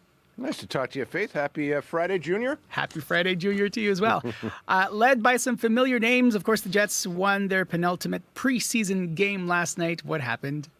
5-2 win over the visiting Calgary Flames in the second last game of the preseason. And really, I mean, preseasons are often about testing out the new guys, the youngsters, and seeing whether one of them might surprise and crack the lineup. But last night it was a case of, as you say, veterans making their presence felt. You have Nino Niederreiter with 2 goals last night, Gabe Vilardi with a couple of assists, and then Kyle Connor and Nick Ehlers with a goal apiece. Scott Arniel, the coach, was asked about the contributions of Niederreiter and Vilardi specifically. It's getting closer. I think I mentioned yesterday, they're all talking about, it seems like camp's been going on here for 3 weeks and they can't wait to just play the games and then get into next week. So nice to see the big guys like that getting themselves off and running. And they're 2 guys that spend a lot of time around the front of the net and do a lot of the heavy lifting. And, we rely heavily on those guys. And nice to see them both get going. Sounds like the coach and the players just want the games that matter to start the regular season. There is one more preseason tilt. That's tomorrow in Calgary. But interesting to see an article in The Athletic, Faith, discussing the NHL and the Players Union being in talks right now about potentially shortening the regular season and then shortening the preseason and lengthening the regular season, just because everybody would like to see, I think including the fans, more games that actually matter. More to come. Speaking of meetings, and to Olympic news now, there are meetings that could help shape the Winter Games of the future. What are we talking about here? Well, yeah, and I wish, Faith, that from a climate perspective, we could say that the future looks bright, but that is not the case, which is why the International Ski and Snowboard Federation says it's joining forces with the UN's Weather Agency. The goal is to better understand weather forecasting to manage natural and artificial snow. This comes after a record 26 World Cup events were canceled last season. In a joint statement today by the Swiss-based agencies, they said the outlook for winter sports is, quote-unquote, bleak because of climate change. The International Olympic Committee is in agreement. The last games in Beijing, Faith, were contested entirely on artificial snow. And the IOC says by the year 2040, it expects only 10 countries in the world will be capable of hosting winter games with natural snow. Ski legend Lindsey Vonn says she saw this coming. Skiing is not going to exist if we continue down this path. I grew up skiing on glaciers in Austria. Literally, they don't exist anymore. It's right in front of our faces, but to many, it's not quite as apparent. So I'm not sure how we can make a change substantial enough to fix what's happening. But I know that sports can have a big role in it, because I think that we can shed light to people that maybe don't believe in it or aren't convinced. A comprehensive meeting on the issue slated for November 7th. In the meantime, Faith, an initiative in, of all places, Saudi Arabia could be a sign of things to come. The Saudis are creating a ski resort right now with a man-made lake near a futuristic city they're calling Project Neom in preparation for hosting the 2029 Asian Winter Games. Interesting. Before you go, the baseball playoffs continue to surprise us. They do. San Diego, Detroit, and Kansas City, they all swept their wild card matchups yesterday. The Padres, Faith, have never enjoyed much playoff success, while the Tigers and Royals, although they're flush with top prospects, were thought by many to be too young to even make the playoffs this year. So we're going to have a new winner of the World Series since the Texas Rangers are out. Will it be one of those 3 I just mentioned? We'll see. Thanks very much, and we'll talk to you to Real Friday tomorrow. Yes, we will. Scott Reguer from your CBC National Sports Desk. I'm Faith Fundahl here on Information Radio on CBC Radio 1, 89.3 FM, 990 AM, and everywhere on the CBC Listen app. Still to come, we're going to hear from a parent who says nothing went to plan when it came to breastfeeding her babies. Now she offers the support she wishes she had to other parents. It's coming up after your CBC Winnipeg News. This is CBC News. Good morning. I'm Heather Wells in Winnipeg.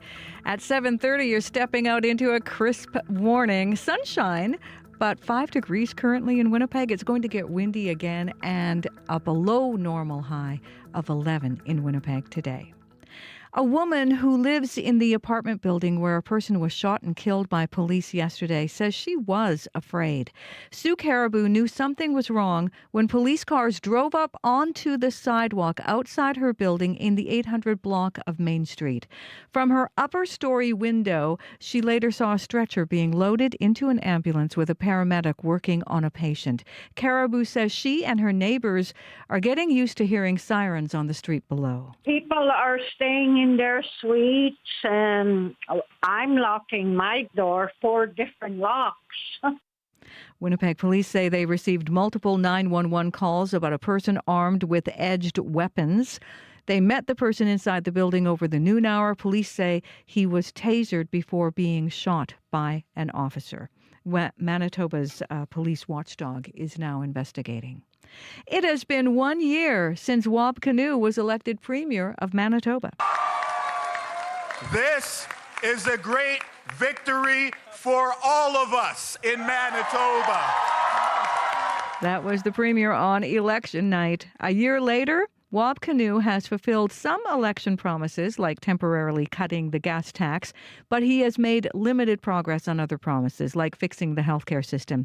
In an interview with CBC, Kinew says his government is taking steps in the right direction. A net addition of more than 870 people on the front lines is good progress, but hey, the scale of the healthcare challenge is so large that even if we hit that 1,000 healthcare worker challenge, we now got to repeat that again next year and then the year after.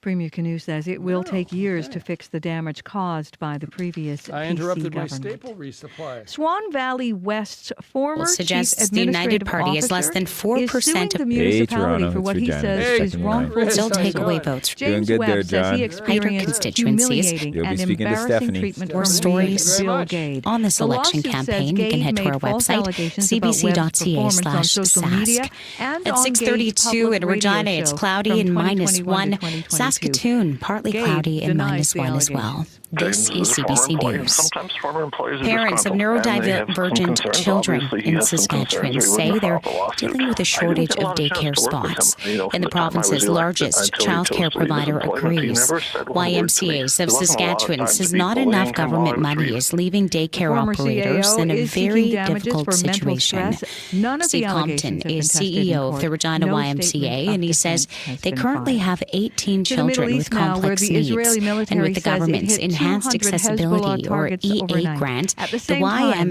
does the get IDF says it shot down $2,000 more a than month 20 to care for them. projectiles And while that fired helps, into Compton Israel. says that As the grant war has ramps not up, kept up Lebanese with officials say inflation. more than Each a million EA child people in our have now been care displaced. is supported out of All of pocket this, direct as expense one with the senior YMCA Lebanese official for is saying, it is $13,500. possible So I ceasefire think was the reached last month. concern becomes Prime is that we Minister don't want to be in a Justin Trudeau is situation flying to where we France would ever today have to turn attend the children away Francophonie Summit. that have The meeting of the French-speaking a more countries intensive takes needs or place specialized every care, other year but and runs financially today and tomorrow in it's Paris. very difficult. This year's Compton summit was says meant he's to hopeful focus the on government will economic revisit the development and EA climate grants change. after However, the election. with Lebanon, The new a member aquatic of the center in Francophonie, Regina to replace crisis the in the Middle aging East is Lawson expected has to been in the works dominate for the years agenda. now, but You the can latest hear the estimates latest national have tacked and on international $85 news coming million up on World to the Report project's at 8. cost.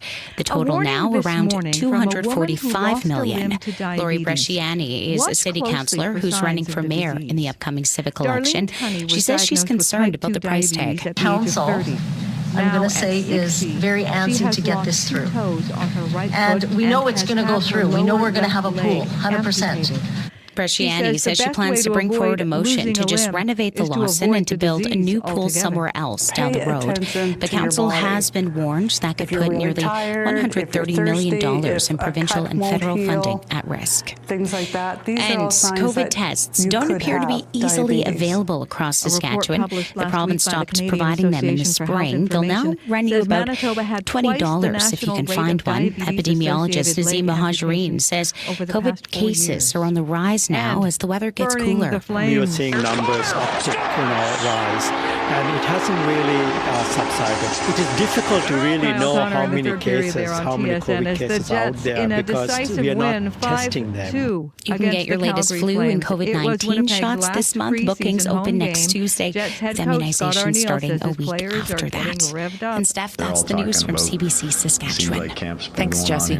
You're welcome. Coming up on the show, we are going to meet a shop cat, Mumu, the shop cat, and we'd love to hear from you about the cats that you know at a business, maybe in the city. Perhaps you stop by more often because of it. Thanks very much.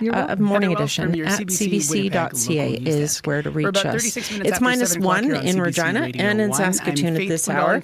And we expect another cool day, coolish day today. 11 degrees is our expected high here, and we might get some showers later this morning. Saskatoon, you expect a high of 8 degrees, and the range today from that 8 degrees in the Battlefords, Prince Albert, and Saskatoon to nearly double it in Estevan and Weyburn. You expect to get to 15 later today. Right now, 3 degrees is as warm as it gets in Swift Current, and -2, the coolest place, that's Yorkton. Everywhere else, right around zero. It's -1 in Meadow Lake, 0 in Prince Albert, -1 in La Ronge with some northwest wind 20, gusting 30. And it's also windy in the far north, cloudy in Stony Rapids, and 2 degrees there. John Northcott's in. He's working on World Report for the top of the clock, and he joins us now with a preview. Hi there. Hi, Stephanie. How are you? Cloudy conditions you are seeing. Expect this mainly cloudy skies to stay with you. Flurries would roll in as you get into the morning period, and you'd only warm up to a high of 5. For tonight, you dip to -5. You get to a high of 5 and you dip to -5 for Thompson. Churchill at 1 at this time. Some light snow you're feeling in that part of the province. We'll see these flurries and windy conditions for most of the day, and you only get to a high of 2 degrees, and tonight you cool off to 0. Darwin is sitting at 2 and cloudy at this time. Mainly sunny skies also in the forecast, but it will be chilly. Some breezy afternoon you'd notice, and you'd only warm up to 10 degrees tonight to drop to -3. Gimli, 3 degrees and clear. The Interlake region is going to see sunny conditions today, becoming a mix of sun and clouds later, and then breezy conditions, and you warm up to 10. Tonight you drop to -2. Steinbach currently sitting at 3 degrees and clear at this time. Expect mainly sunny conditions also. It's going to be, you're going to see some light breezy conditions come with that, and you warm up to 14, and then for tonight you drop to -1. Morris is sitting at 2 degrees and clear also. The forecast for the Pembina Valley region today calls for mainly sunny skies with breezy afternoon highs around 13, and then for tonight you drop to 0. So if you look at the summer, it's just chilly outside. It's a chilly morning. You get to, we're currently at 5 degrees in Winnipeg. I know worry, we got lots of sunshine to make you feel better, but expect some light breeze to go with that, and cooler than usual high of 11 in the city today. A beautifully crisp fall morning. Yeah, fall morning. All right, thanks very much. Thank you. Abby Adiemi following the forecast, and he's our technician today. Corey Funk is our studio director. Good morning. Good morning. Fairly straightforward commute so far. I haven't heard of any major issues out there, but if you're walking, biking, driving, you see something, give me a call on the CBC commuter line. That number 204-788-3093. All right, thanks very much, Corey Funk, our studio director. Kevin Nipatebo is our streaming producer today, and hello to the folks watching us on YouTube. We're at 21 minutes before 8 o'clock here on CBC Radio 1. Now, feeding your baby can be tough, and it is okay to reach out for help.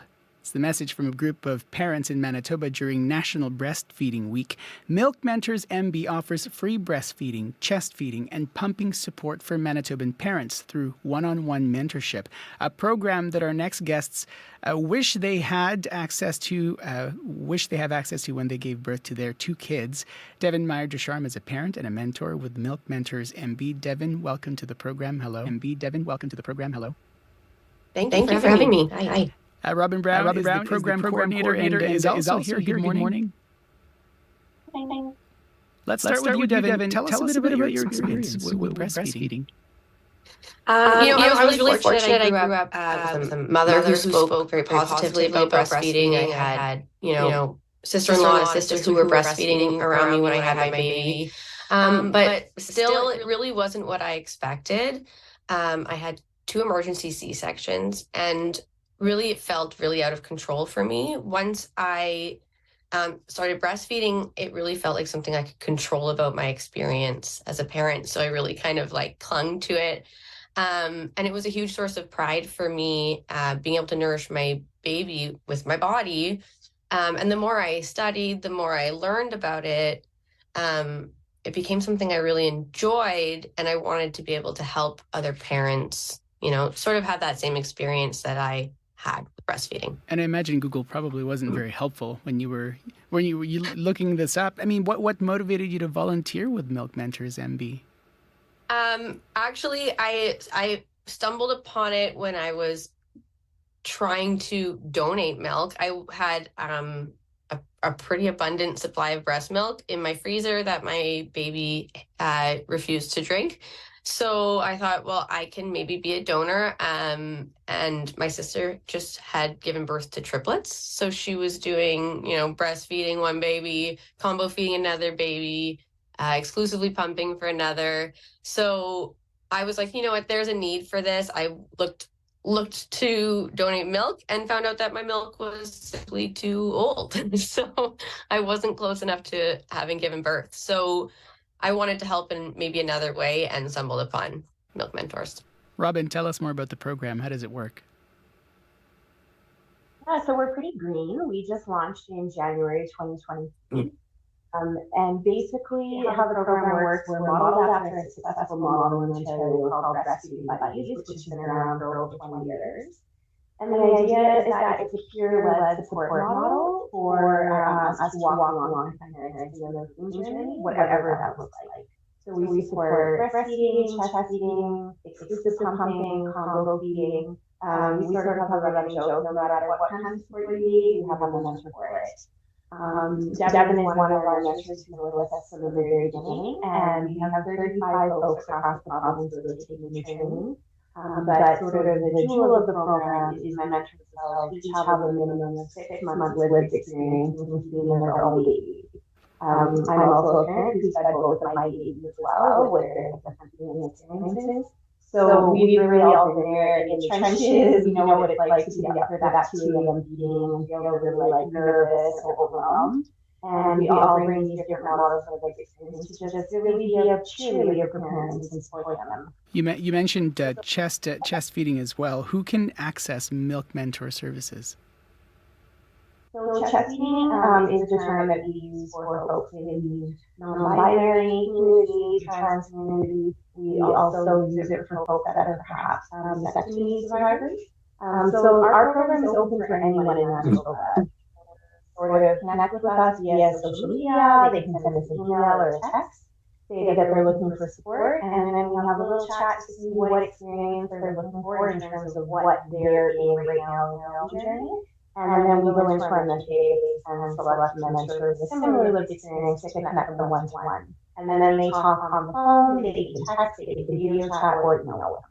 Devin, there is this idea that breastfeeding should come naturally to parents. What kind of impact does that have on folks, and in particular as you mentor as well, on learning how to feed their baby? Yeah, that's a great point. I do think there's sort of a message maybe in television and everything like that, you're either going to produce milk and breastfeed your baby, or you're not going to be able to produce milk and you're going to formula feed your baby. And that it's as simple as that. But really it's a huge spectrum. You are going to fall probably somewhere in between potentially, combo feeding, pumping, SNS feeding. And, really every mother I speak to or every mother I've spoken to so far, has been surprised by how hard breastfeeding was compared to what they were expecting. And it was the same for me. It's a skill that we have to learn and practice.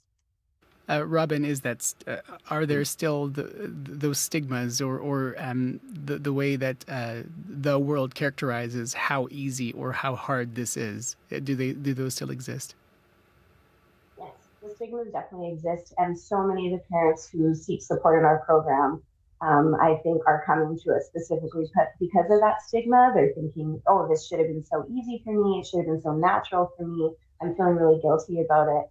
And again, as mentors and as parents ourselves, we have all been in those moments of self-doubt. So we really are just there to walk alongside them and say, we recognize that you're doing your best. You're feeding your baby the best way you can, and we think you're doing a great job. Devin, what do you think life, your lived experience would have been like if you knew about this program and this existed? I had a very supportive partner. He definitely wanted to help me in my journey with breastfeeding, but at the end of the day, he just wasn't experiencing what I was experiencing. And so every challenge I went through meant I was, Googling or searching for answers. You don't want to make an appointment or go to a facility every time you have a question. And a lot of times you just kind of need somebody to vent to. And not everybody in your circle maybe has been through exactly what you've been through. So like Robin said, they're pairing, parents with other parents who have been through a very similar experience. So it can really help validate your feelings. And I think that probably would have been huge when I was breastfeeding. There is one thing, part of it is you've read things or you know things because people have told you, but it's not the same until you've actually experienced it. Robin, how is Milk Mentors MB celebrating National Breastfeeding Week?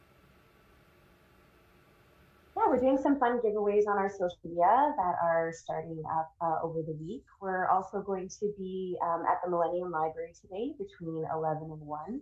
And we're alongside our friends at the Milk Club, which is the Manitoba Interdisciplinary Lactation Center. So we're going to be sharing a booth with them at Millennium Library today to sort of spread the word about our program and let folks know we exist. Devin, what do you hope parents or people who are listening who might be struggling with breastfeeding or chest feeding right now, what message do you want to leave with them?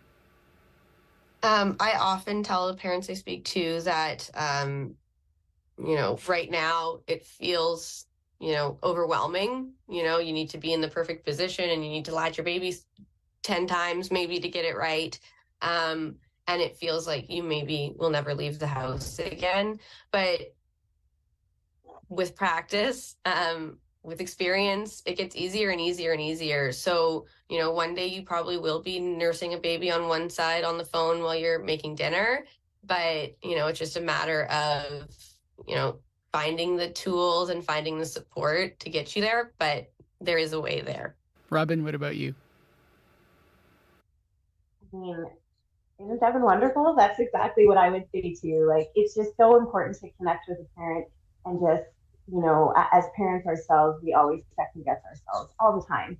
And it's just so nice. I wish that when I was first in the trenches feeding my own children, that I would have had someone who had just been there and been like, I know what this is like. It will get better. It will get easier, and you're going to figure it out. So yeah, just being that cheerleader for them and just saying like, you're doing great, and you'll get there the way you need to get there. Thanks to both of you for the work that you do, and do take good care. Thank you. Thanks for having us. Devin Meyer-Ducharme, a parent of 2 kids and a mentor with Milk Mentors MB. Robin Brown is the program coordinator. You can find more information on Milk Mentors through Facebook or Instagram. Just look up Milk Mentors MB. That's Milk Mentors MB. On the topics that matter, your voice should be heard. I'm really concerned. And I'm not really happy about that. Radio Noon is where you can voice your take. I'm Janet Stewart. From 12:30 to 1 p.m., Radio Noon opens the phone lines on one important topic. It just brings everyone together. Radio Noon's call-in segment, 204-780-0893. We want to hear from you, weekdays on CBC.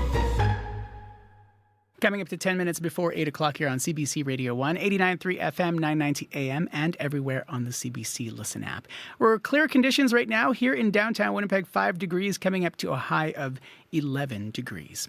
Lots to come here on the program. In our next half hour, we're going to talk about construction. When is it going to be over? It's what Winnipeggers might be asking themselves when they deal with construction on our daily commutes. We're going to hear from the city to answer some questions, and we're still, we'd like to get some questions from you because we'd love to pose some of your questions to the city. 204-788-3205 is the phone number, 204-788-3205. 10 minutes before 8 o'clock here on CBC Radio 1. Doctors say Darlene Tunney will never walk again. The 60-year-old Winnipegger has been living with diabetes for over 30 years. She has lost 2 toes and 1 leg to the disease. And she's not alone. According to a recent report by the Canadian Institute for Health Information, from 2020 to 2023, diabetic leg amputation rates in Manitoba were double the national rate. And they say up to 85% of leg amputations performed on people with diabetes were avoidable. The report found that lower limb complications were more common for people in remote and rural areas, and notes that across the province, inequalities in healthcare access is to blame. 10 months after her leg amputation, Darlene is still adjusting to her new reality. The CBC's Alana Cole met with her at Uval, a resource clinic for people with diabetes, to learn more about her journey. My left leg was my good leg, so it was a surprise to find that it had gone black and needed amputation, because I tried to check pretty daily my feet after losing my toes. I was just like, that's enough. That's enough. I don't want to lose anything else. And then that happened, and I'm not 100% sure how. There was normally it starts with a previous wound and it just won't heal because the diabetes, you just have such a hard time healing. And but this came on quick, and after they did what they could, that was the only diagnosis, was it had to go. Losing this one was really, really, really hard. If they would have taken the right one, I would have understood. It already had problems, but. Do you worry about what might happen to the other foot? Yeah, because I've got a lot of numbness in it again, still. And I know previously when I lost my toe, they did do something with the veins. So that's already been done. So if something worse happens, and because it's numb, I'm concerned that, definitely don't want another one, but it's always there. With diabetes, it's always there. It's in the back of your mind that all these health problems come because of the disease. When did you have to have the amputation? In December. I don't know if it was a Christmas present or after Christmas present that I was told. And then I had to wait because I was being fit in to the schedule, so whenever they had a slot, I was there and they would take me down. So I think I waited a couple of weeks. Tell me a little bit about what it's been like for you and how you're doing. Well, I mean, I had my 60th birthday in hospital. I had just lost my leg, and my thoughts were, my life, 60 years of life is gone. Gone. I can't walk, I can't, pretty much anything on my own anymore. We had to move. It took us more than 2 months to try and find something that I could live in. And even still, it's got its small doorways and stuff that I have to try and maneuver around. I enjoyed going out. I can't anymore, because 90% of restaurants I either can't get into, or should I need to use the washroom, I cannot get into. They are not, they're just not accessible. They may have the handicap sticker on their door, but they're not wheelchair friendly. So it's been really difficult because I was a very independent person, and I was out and about every day helping my mother-in-law, driving her around to her appointments because she recently lost her husband, and then that just came to a very sudden stop. So I am no longer driving. Autopac will not let me drive unless I do a physical and all that. So everything, like not just being able to walk, but all other aspects of life stopped also. Like, I'm no longer independent. I need somebody to help me. I need home care in the morning to help me get dressed and washed up. where would you say, or is there anything that you think you could see that maybe there is room for improvement that could reduce some of the numbers when it comes to amputations?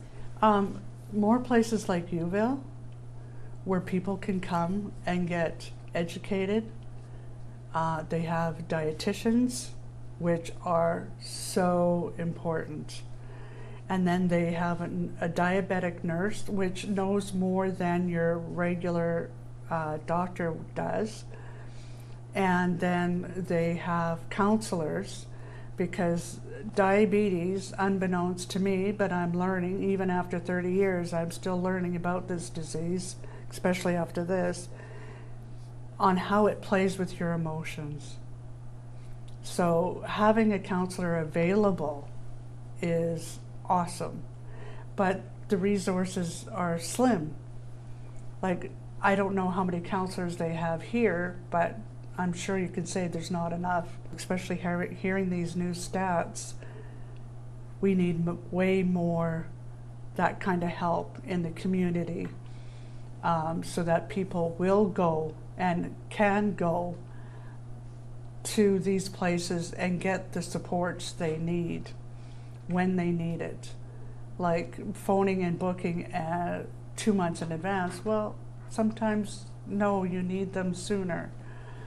Their schedules are just overrun. So more people like that, and more community, and they're talking about doing that here. Just community diabetic based activities. Just come and meet and greet and talk with other people that have diabetes and their experiences, so that you can compare notes type of thing, and go from there, because diabetes is the same, but it's different in everybody. Like, I didn't know I even had diabetes when I got diagnosed. I had no idea. So for me, the big thing would be pay attention, people. I didn't. If you're not already diagnosed, pay attention to your body. If you're really tired, if you're thirsty, if a cut won't heal, things like that, these are all signs that you could have diabetes. So go get it checked. It doesn't cost anything. It doesn't, they can do the test right there, and if they have a lab, and it only takes minutes to do. And you know what? It could save your life. I wish I had done that. You don't feel it, so you don't think of it. But when parts of your body are turning black and they're taking them off, you start to pay attention. But it shouldn't have to come to that, for sure. And now it's cost me 2 toes and part of a leg, and my kidneys are in bad shape. Okay. You can't play around with this disease. It will kill you. That's Darlene Tenney speaking with the CBC's Alana Cole. In a comment from the CBC, from the Health Minister's office, it says that the best way to prevent diabetes-associated amputations is to invest in primary preventative health care services. You can read more about that at cbc.ca/Manitoba. Let's head to your CBC Winnipeg local news desk. Heather Wells joining us now. Good morning. Morning. Well, Manitobans appear to be giving Kinew's government a chance, according to a political expert. Today is the 1-year anniversary of Manitobans electing the NDP, and polls continue to suggest Kinew's government remains popular. We're going to hear from Paul Thomas at the University of Manitoba coming up in our next local news at 8:30. All right, thanks very much. You're welcome. Heather Wells from your CBC Winnipeg local news desk. I'm Faith Fundal, still to come on the program. When will it be over? We're talking about construction. The city of Winnipeg will join us to answer that question coming up after World Report. Stay tuned.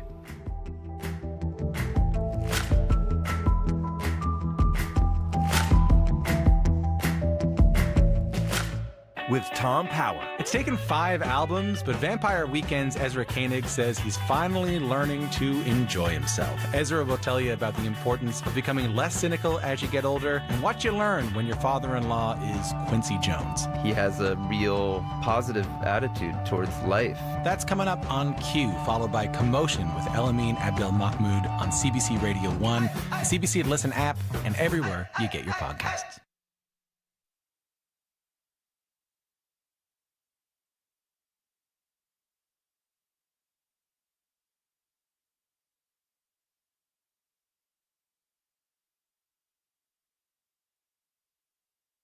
to tell his story and fight for compensation. That's coming up on The Current. This is World Report. Good morning, I'm John Northcott. Israel's military says it has struck 200 Hezbollah targets overnight and intercepted 25 projectiles fired from Lebanon. The war between Israel and Hezbollah is ramping up, and one Lebanese minister says 1.2 million people are now displaced. The CBC's Sasha Petrusik brings us the latest. Israeli airstrikes continued across Lebanon overnight, but it's the bombs that fell on Beirut's crowded neighborhoods that brought the most grief. Near the center of the capital, a 12-story building smokes and smolders after being hit. 6 people died here. Israeli soldiers are being killed in the south, says one man, but they come here and kill us. 8 Israeli soldiers were killed yesterday in clashes with Hezbollah militants at the border. 1,900 Lebanese have died in the past 2 weeks. Matthew Hollingworth is with the World Food Programme in Beirut. I mean, most people wanted Lebanon to avoid this. They wanted a de-escalation. They wanted to avoid a war. Please not us. Please not another war. Lebanon's ambassador to Britain, Rami Mortada, says even former Hezbollah leader Hassan Nasrallah wanted a ceasefire before he was killed in an Israeli airstrike last week. Lebanon also, including Hezbollah, they subscribed to this joint statement that was issued calling for a ceasefire and 21-day ceasefire, and immediately after starting to look for a diplomatic solution. Israel rejected a ceasefire and the fighting continued, as it does now. Sasha Petrusik, CBC News, Jerusalem. And Israel's military has announced it believes it has killed 3 senior Hamas figures.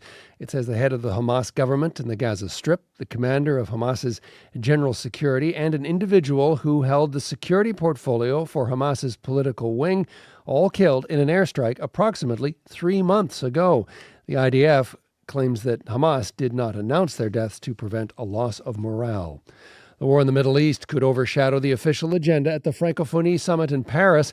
It was scheduled to discuss climate change, gender equality, and protection of the French language. Prime Minister Justin Trudeau and Foreign Affairs Minister Melanie Joly are on their way to France for the summit this morning, and Rafi Boudjikanian has more.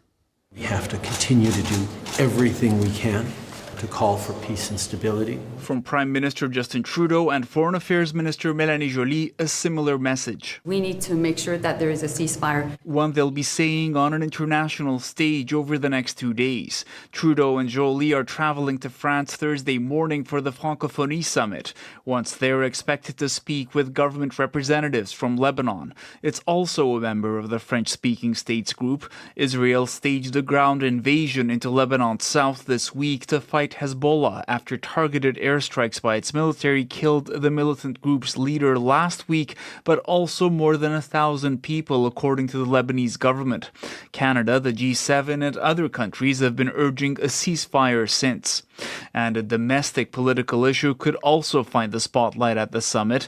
Quebec Premier François Legault will attend as well. He says he intends to ask France about their setup for temporarily sheltering asylum seekers at ports of entry, a policy he thinks Canada should mimic. That would pose legal challenges in Canada. Federal Immigration Minister Mark Miller points out he has issues with that idea. There's a lot of politics that's driving this. I think this is a rhetoric that I think he can weaponize for his own political purposes. Trudeau's priorities at the summit also include promoting climate action and protection of the French language.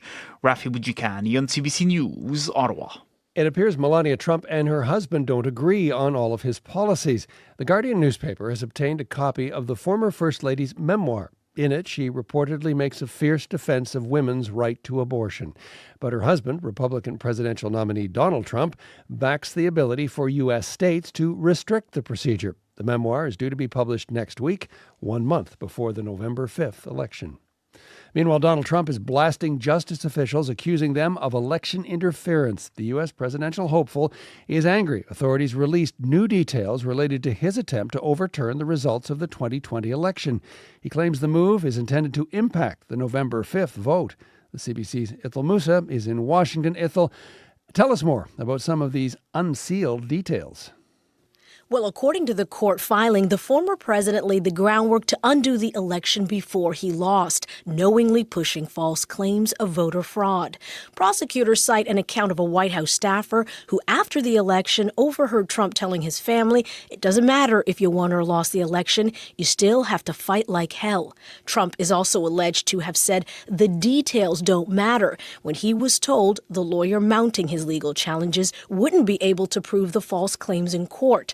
Prosecutors also say that when a campaign employee described as a Trump co-conspirator was told the results favoring Democrat Joe Biden at a Michigan polling center appeared accurate, they replied, "Find a reason it isn't and give me options to file litigation." Here's more from Democratic Congressman Jamie Raskin. What this document does is to go through step by step through every chapter of this assault on American democracy to show how Donald Trump was not acting in an official capacity to take care that the laws are faithfully executed, but rather acting like, at very best, a private candidate and really like an outlaw, like a tyrant attacking the constitutional system. So, Ethel, what kind of an impact could all this have on the presidential campaign? It's unclear if this filing will have any impact on the upcoming election. However, in a post on Truth Social, Trump wrote in capital letters, "Election interference." Trump campaign spokesperson Stephen Chung called the brief falsehood-ridden and unconstitutional, and he repeated claims that special counsel Jack Smith and the Democrats were hell-bent on weaponizing the Justice Department. The CBC's Ethel Musa in Washington. Thanks, Ethel. You're welcome. The Dominican Republic plans to immediately deport thousands of migrants. Officials say as many as 10,000 per week will be forced out of the Caribbean nation. The announcement did not specifically identify Haitians, but most of the migrants come from the neighboring country. Haiti is gripped in violent conflict with powerful gangs. Officials in the Dominican Republic are blaming the UN for not successfully addressing the situation. The violence has displaced 700,000 people in recent months. NATO's new head has made an unannounced visit to Kyiv. I miss you. We have not spoken for 3 months. Thank you so much. I think you're still pretty cool. President Volodymyr Zelensky greets Secretary General Mark Rutte on his arrival. This is Rutte's first trip to Ukraine since becoming the military alliance's new chief on Tuesday. Zelensky used the occasion to press for permission to use NATO member weapons to strike deeper into Russia. For his part, Rutte affirmed the alliance's commitment to Ukraine to eventually becoming a member. And finally, Italy is known for its culinary delights, from tartufo mushrooms to Parmesan cheese, and of course its cured ham, prosciutto. Now the country's $40 billion cured pork industry is facing its biggest threat ever. That threat? Swine flu. Megan Williams has more from Rome. One of the hundreds of pig farms in Italy that are having to make the agonizing decision to slaughter all of their pigs after their sows tested positive for swine fever. The virus arrived here almost 3 years ago and has so far killed nearly 120,000 pigs. 3/4 of those over the past 2 months as the emergency intensifies. We now have to pay extreme attention to who comes into contact with our pigs, limiting all possible movements of both farmers and pigs, says the director of the Zoological Health Institute in Veneto, one of the northern Italian regions where the virus has hit hardest. If one pig is infected, all have to be slaughtered. Italy's powerful agricultural lobby group, Coldiretti, puts damage to the pork industry at $750 million, demanding the government suspend taxes and mortgage payments for producers. Italy had appointed 2 previous commissioners to try to stop the spread by dispatching the army to hunt wild boar, spreaders of the flu. The latest commissioner has instead imposed restrictions on accessing farms and transferring animals, as well as enlarging the buffer zones, a strategy that seems to be working. Megan Williams, CBC News, Rome. And that is the latest national and international news from World Report. Remember, for news anytime, go to our website, cbcnews.ca. I'm John Northcott. This is CBC News.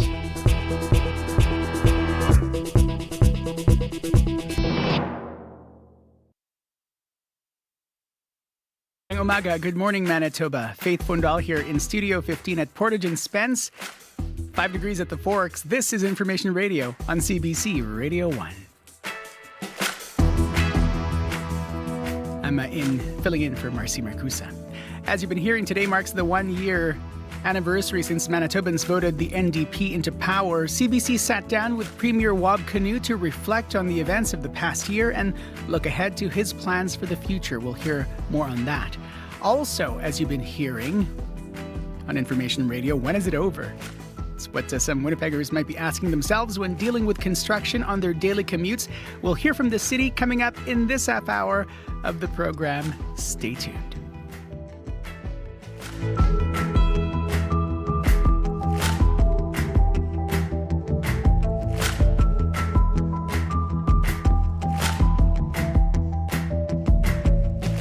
And hello to the folks watching us on our CBC YouTube stream. Kevin Nipatebo is our streaming producer. We'll hear from the other folks on the team here.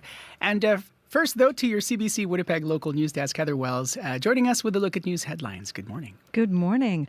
Well, Manitoba's police watchdog has taken over the investigation of a police shooting in the North End yesterday. A person was shot after police were called to an apartment building about a suspect with an edged weapon. He died in hospital. We're going to hear from a woman who lives in that apartment building on Main Street coming up. And a warning this morning from a woman who lost a limb to diabetes. Watch closely for signs of the disease. We'll hear from Darlene Tunney in our next news at 8:30. All right, thanks very much. You're welcome. Heather Wells from your CBC Winnipeg local news desk. Abby Adeyemi has been following the chilly conditions. Hello. Yeah, chilly conditions. You'd say cloudy in the north and sunny conditions down south, though chilly. Currently, Winnipeg still at 5 degrees. It's crispy out there. Plenty of sunshine in the forecast. We're going to see this cool day stay with us all day. Mainly sunny conditions. It will become breezy sometime this morning, and then we do warm up to a high of 11 today, though later tonight we're going to dip down to -2. In other regions, we're seeing cloudy conditions in Thompson at 1 and Churchill already having light snow also at 1 degrees. While the down south, we're seeing the sun already making its appearance. Brandon at 0, Dauphin 2, Gimli 3, Steinbach and Morris both at 2 degrees. All those regions already enjoying sunny conditions. We're going to see highs close to 14 for most of the regions. Right now, Winnipeg, we are at 5. All right, thanks very much. Thank you. Abby Adeyemi in the control room there. Corey Funk, you've been following the commute. Yeah, and so far pretty quiet commute overall, but I will remind folks that Dakota, there may be some intermittent closures, northbound and southbound Dakota between Abinogi-Mekina and Chesterfield in the coming days until October 9th, says the city. It is going to be open for morning and afternoon rush hours, but if you're driving any other time, you might find yourself in front of a closure there for electrical work. So just heads up there. Other than that, if you do see something else going on, give me a call on the CBC commuter line. That number to call, 204-788-3093.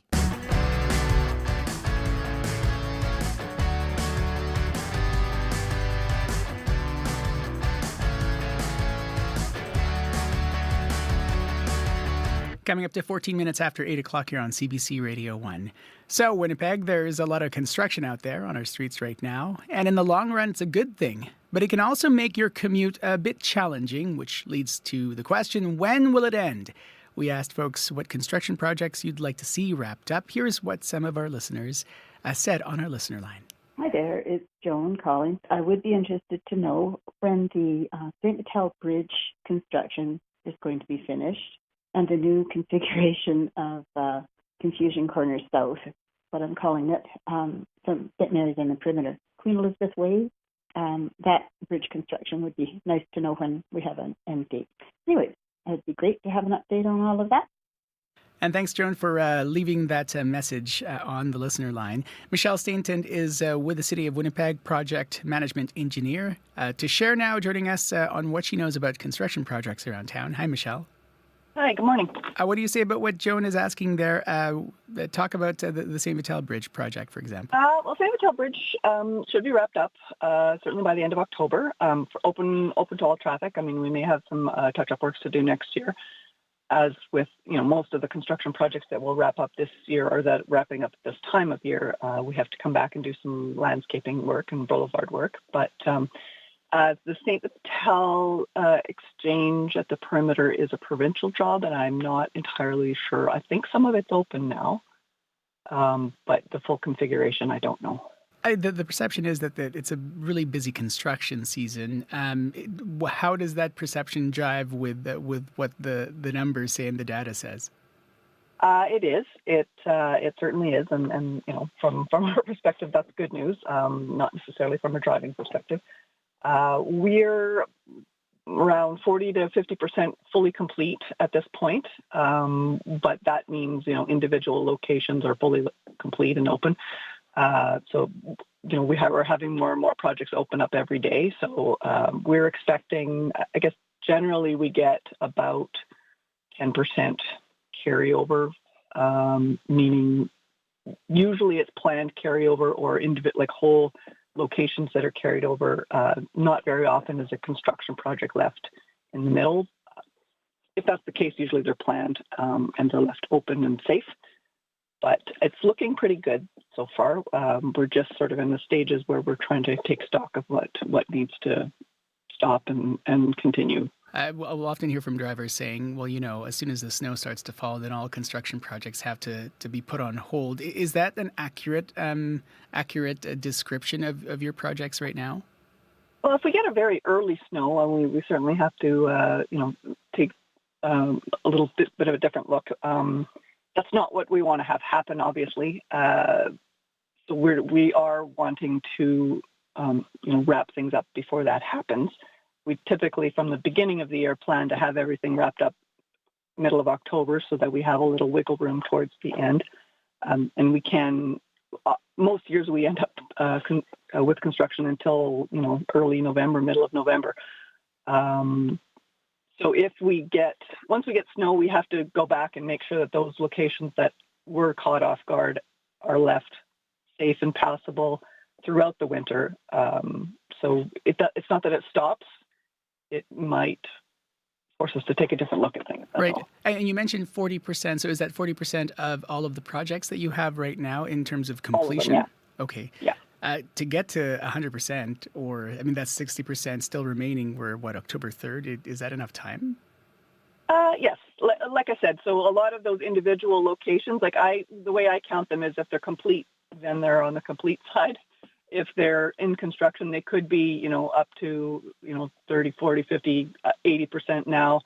So they will switch over quickly. So at this point, we'll get a lot of them switching over very quickly. What other big projects are underway that you're keeping a close eye on, whether or not it's impacting traffic? A close eye. Abitibi-Mi'kmaq is a 2-year project, so that one will still look like it'll be open to traffic for the winter, but it may still look, have some locations that would have a couple of barricades. And some pieces of Inkster are the whole project of Inkster is a 2-year project. So again, those ones we're watching them all, I suppose, but those are the ones that will definitely have some construction work carrying over, but that's planned. Michelle, what message would you tell Winnipeggers? It feels like this is a yearly conversation, but what do you tell folks who might feel very passionate about the construction getting in their way? Believe it or not, we do our best to minimize the impact to the traveling public, and again, we appreciate patience and diligence in looking up your traffic route and avoiding the ones that are more tied up. Michelle, thanks for your time and space, and we'll talk to you again soon. Take good care. Okay, thanks for having me. Michelle Stainton is project manager at management engineer for the City of Winnipeg. The CBC News app delivers the answers you want to know and need to know. What an extraordinary scene. The breaking stories that shape your world. Reporting from the scene onto your screens. Dropping the 8 now. We're just approaching Gaza. Your source for mobile news. Delivered when you want, where you want. This situation has changed very quickly. The CBC News app. Download for free. Coming up to 20 minutes after 8 o'clock here on CBC Radio 1, 89.3 FM, 990 AM, and everywhere on the CBC Listen app. As you've been hearing, Manitoba's NDP government has been in power for exactly 1 year today. The CBC's Ian Frey sat down with Premier Kinew to reflect on his first year as Premier. Well, our key election commitment was to fix healthcare, and that is a very difficult thing to deliver on. But we're making progress. And what we've shared recently about all the healthcare staff that we've been able to hire, like a net addition of more than 870 people on the front lines, is good progress. But hey, the scale of the healthcare challenge is so large that even if we hit that 1,000 healthcare worker challenge, we now got to repeat that again next year and then the year after. And then we can talk about emergency rooms, community access clinics, all the personal care homes and other services that people want. So I don't know that that's surprising, but when you go to work each day and you try to move the ball forward on hospital beds and staffing those beds and making sure patients can move out of the emergency room, it is definitely something that reminds you all the time of how hard fought the progress towards improving healthcare for you, the average Manitoban, it really is. You also want to freeze hydro rates for a year. You want to balance the budget by the end of the first term. What about those promises? Will that be hard to implement? It will be. Harder than maybe you thought.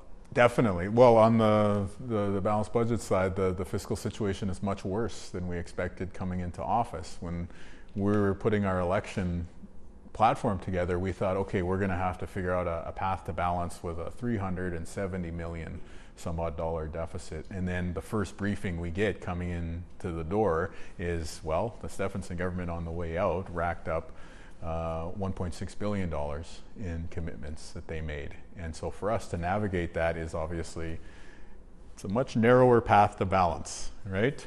But I think the way that we get there is the same way that the average family figures out, how do you balance your family budget? And that's, all right, what are the priorities here? What's important to us? And how can we do some belt tightening that preserves those priorities? So for us, we campaigned on healthcare, we campaigned on affordability and other initiatives like the school meal program. And so with those either now stood up or in the process of being fulfilled, how can we ensure that when we get to year 4, the revenue picture meets the economic growth picture, meets the expenditure picture, and that it's all balancing out. Speaking of finances, you warned that fiscal restraint is coming. When will that start? And when will Manitobans notice it? Well, I think it's already in place in terms of a broad message that we need to be fiscally responsible.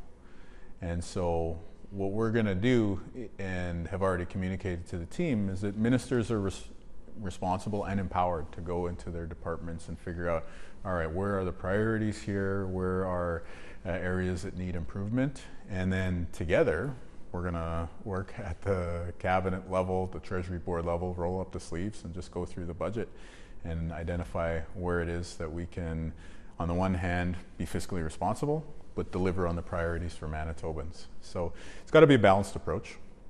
Again, we're leaning into economic development too. We were proud this week to welcome General Motors into Manitoba. We've hosted a bunch of potential investors. So we're looking to grow the economy too, because any new dollar in GDP growth that we have is that much more flexibility in terms of another dollar on the budget ledger. With the gas tax cut being extended, that takes money out of the province's treasury. How do you expect to balance the budget? Well, it's a temporary measure. What we said in the election campaign is 6 to 12 months. I'm proud that we were able to pretty quickly after the election make good on this commitment, and now we've extended it twice. So I do view this as one of our big marquee commitments that we've been able to follow through on and honor that promise to Manitobans. And now as we go forward to the end of the year, we'll be looking at, all right, grocery prices are still high. Interest rates, what's going on there? Is that still causing people pain with mortgages and rent payments? And we'll make the assessment there. But bigger picture, in terms of the path to balance 3 years from now, this is a temporary measure. And so the long-term picture will be there in terms of healthcare and the investments that we need to make. So So the gas tax will return in January? Well, I'm not making an announcement just yet, but we'll be looking at those indicators, grocery prices, inflation, interest rates, and that's kind of what we've been looking at so far. I mean, I am encouraged that interest rates are starting to come down. Inflation already has come down. But if you talk to the average person out there and you say like, hey, StatsCan says inflation has cooled off, do you feel better about it? I'm sure the average person is still going to be like, no, man, I'm struggling, right? And so we have to just keep a finger on the pulse on that side. A change in federal government could happen as soon as this winter. Last time the Conservatives were in power, they turned down the tax, I guess, on utilization payments. If that happens this time around, what will you do? Well, I think the first thing is that we're going to work with whoever's there, right? Whoever Canadians choose to represent us as a country, we're going to be there standing up for Manitobans. And the first step is to have a positive, constructive relationship with that next federal government, whichever party it is. And then, of course, if there's challenges that Manitobans need us to stand up for, we'll do that.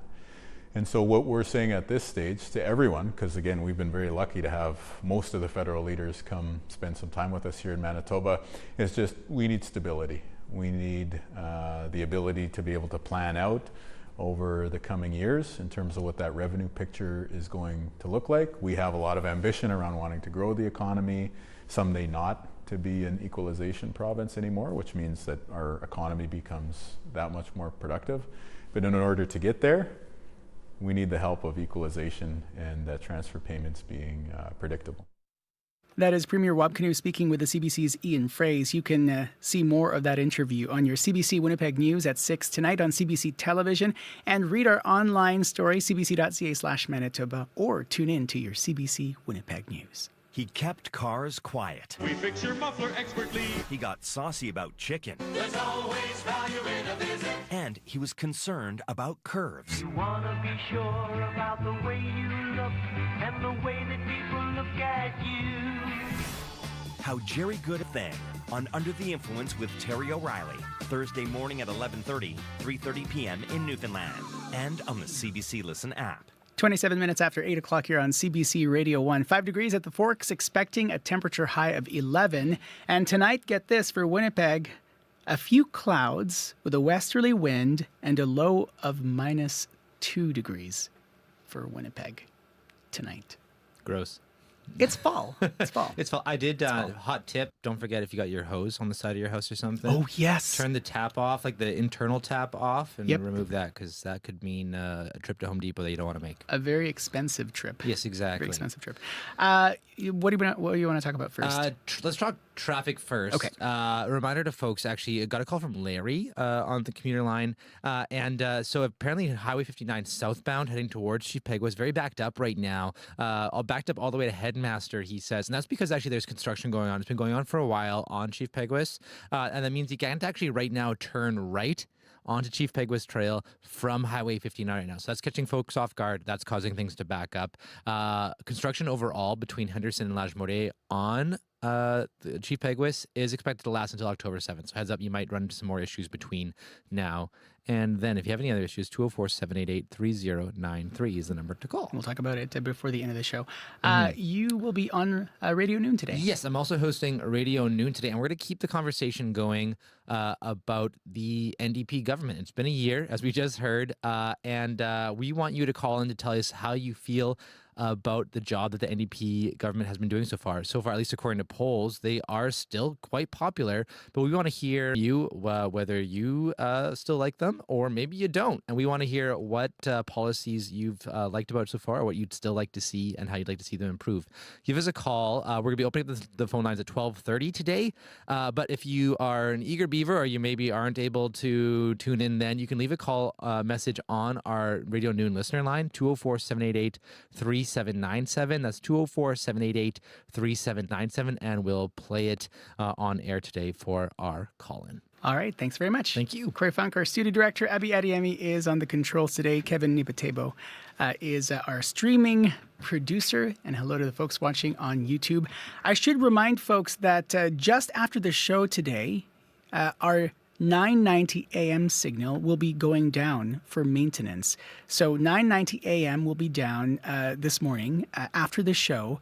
But you can still listen to us at 89.3 FM. And for folks who don't get that, you can also find us at cbc.ca/listen or the CBC Listen app. Lots to come. Stay tuned. Your CBC Winnipeg News is next. This is CBC News. Good morning. I'm Heather Wells in Winnipeg at 8:30. It's sunny, but it is chilly. 5 degrees right now in downtown Winnipeg. We're going to see that wind redevelop west 30, gusting to 50 this morning. Today's high, just 11. We warm back up again starting tomorrow. A woman who lives in the apartment building where a person was shot and killed by police yesterday says she was afraid. Sue Caribou knew something was wrong when police cars drove up onto the sidewalk in the 800 block of Main Street. From her upper story window, she later saw a stretcher being loaded into an ambulance with a paramedic working on a patient. Caribou says she and her neighbors are getting used to hearing sirens on the street below. People are staying in their suites, and I'm locking my door, 4 different locks. Now, Winnipeg police say they received multiple 911 calls about a person armed with edged weapons. They met the person inside the building over the noon hour yesterday. Police say officers used tasers before the person was shot by police. Acting Police Chief Art Stannard. It was an active incident, and we responded that way. Our members are trained to go there and get in there and do what they have to do, and the public was at risk. Manitoba's police watchdog is now investigating. Manitobans appear to be giving Kinew's government a chance, according to a political expert. Today is the 1-year anniversary of Manitobans electing the NDP, and polls continue to suggest Kinew's government is popular. Paul Thomas is a professor emeritus of political studies at the University of Manitoba. He says it's clear Kinew is enjoying an extended honeymoon with Manitobans. Support for the party has actually gone up over the course of a year. All parties are entitled to a certain duration of a honeymoon, but this seems to be beyond what most parties would get. Thomas says voters appear to understand fixing some big issues like long waits for health care will take time. Swan Valley West's former chief administrative officer is suing that municipality for what he says is wrongful dismissal. James Webb says he was subjected to ridicule, bullying, and harassment by the reeve there, Bill Gade. The lawsuit claims Gade made false allegations about Webb's performance on social media and on his public radio show between 2021 and 2022. Meanwhile, Gade says he didn't spend much time working with Webb before becoming reeve. And 2 days after he was sworn into the post, Webb, he says, tendered his resignation. Now, Webb alleges he suffered serious mental distress and was forced to resign. He is seeking aggravated special and punitive damages in this lawsuit. None of the allegations have been tested in court. No statement of defense has yet been filed. A woman who lost her lower leg to diabetes is warning Manitobans to take the disease seriously. Darlene Tunney was diagnosed with type 2 diabetes at the age of 30. She is now 60 and is one of a growing number of Manitobans who have lost a limb to the disease. Tunney thought she was taking good care of her feet, but now wishes she had known more about the resources to help her watch her blood sugar and stay on top of the disease. You don't feel it, so you don't think of it. But when parts of your body are turning black and they're taking them off, you start to pay attention. But it shouldn't have to come to that. A recent report says Manitoba had twice the national rate of diabetes-associated leg amputations over the past 4 years. Well, expect the stars to be out in Vancouver tonight. Culinary kingmaker Michelin is hosting a ceremony this evening to add more Vancouver restaurants to its prestigious list of recommendations. As it stands, 9 restaurants in Vancouver have 1 Michelin star, but there aren't any with 2 or 3 stars in that city. The honor is given to eateries with high-quality cooking, deemed worth a stop. Now, Michelin needs to come to Winnipeg. There are so many restaurants worth a stop.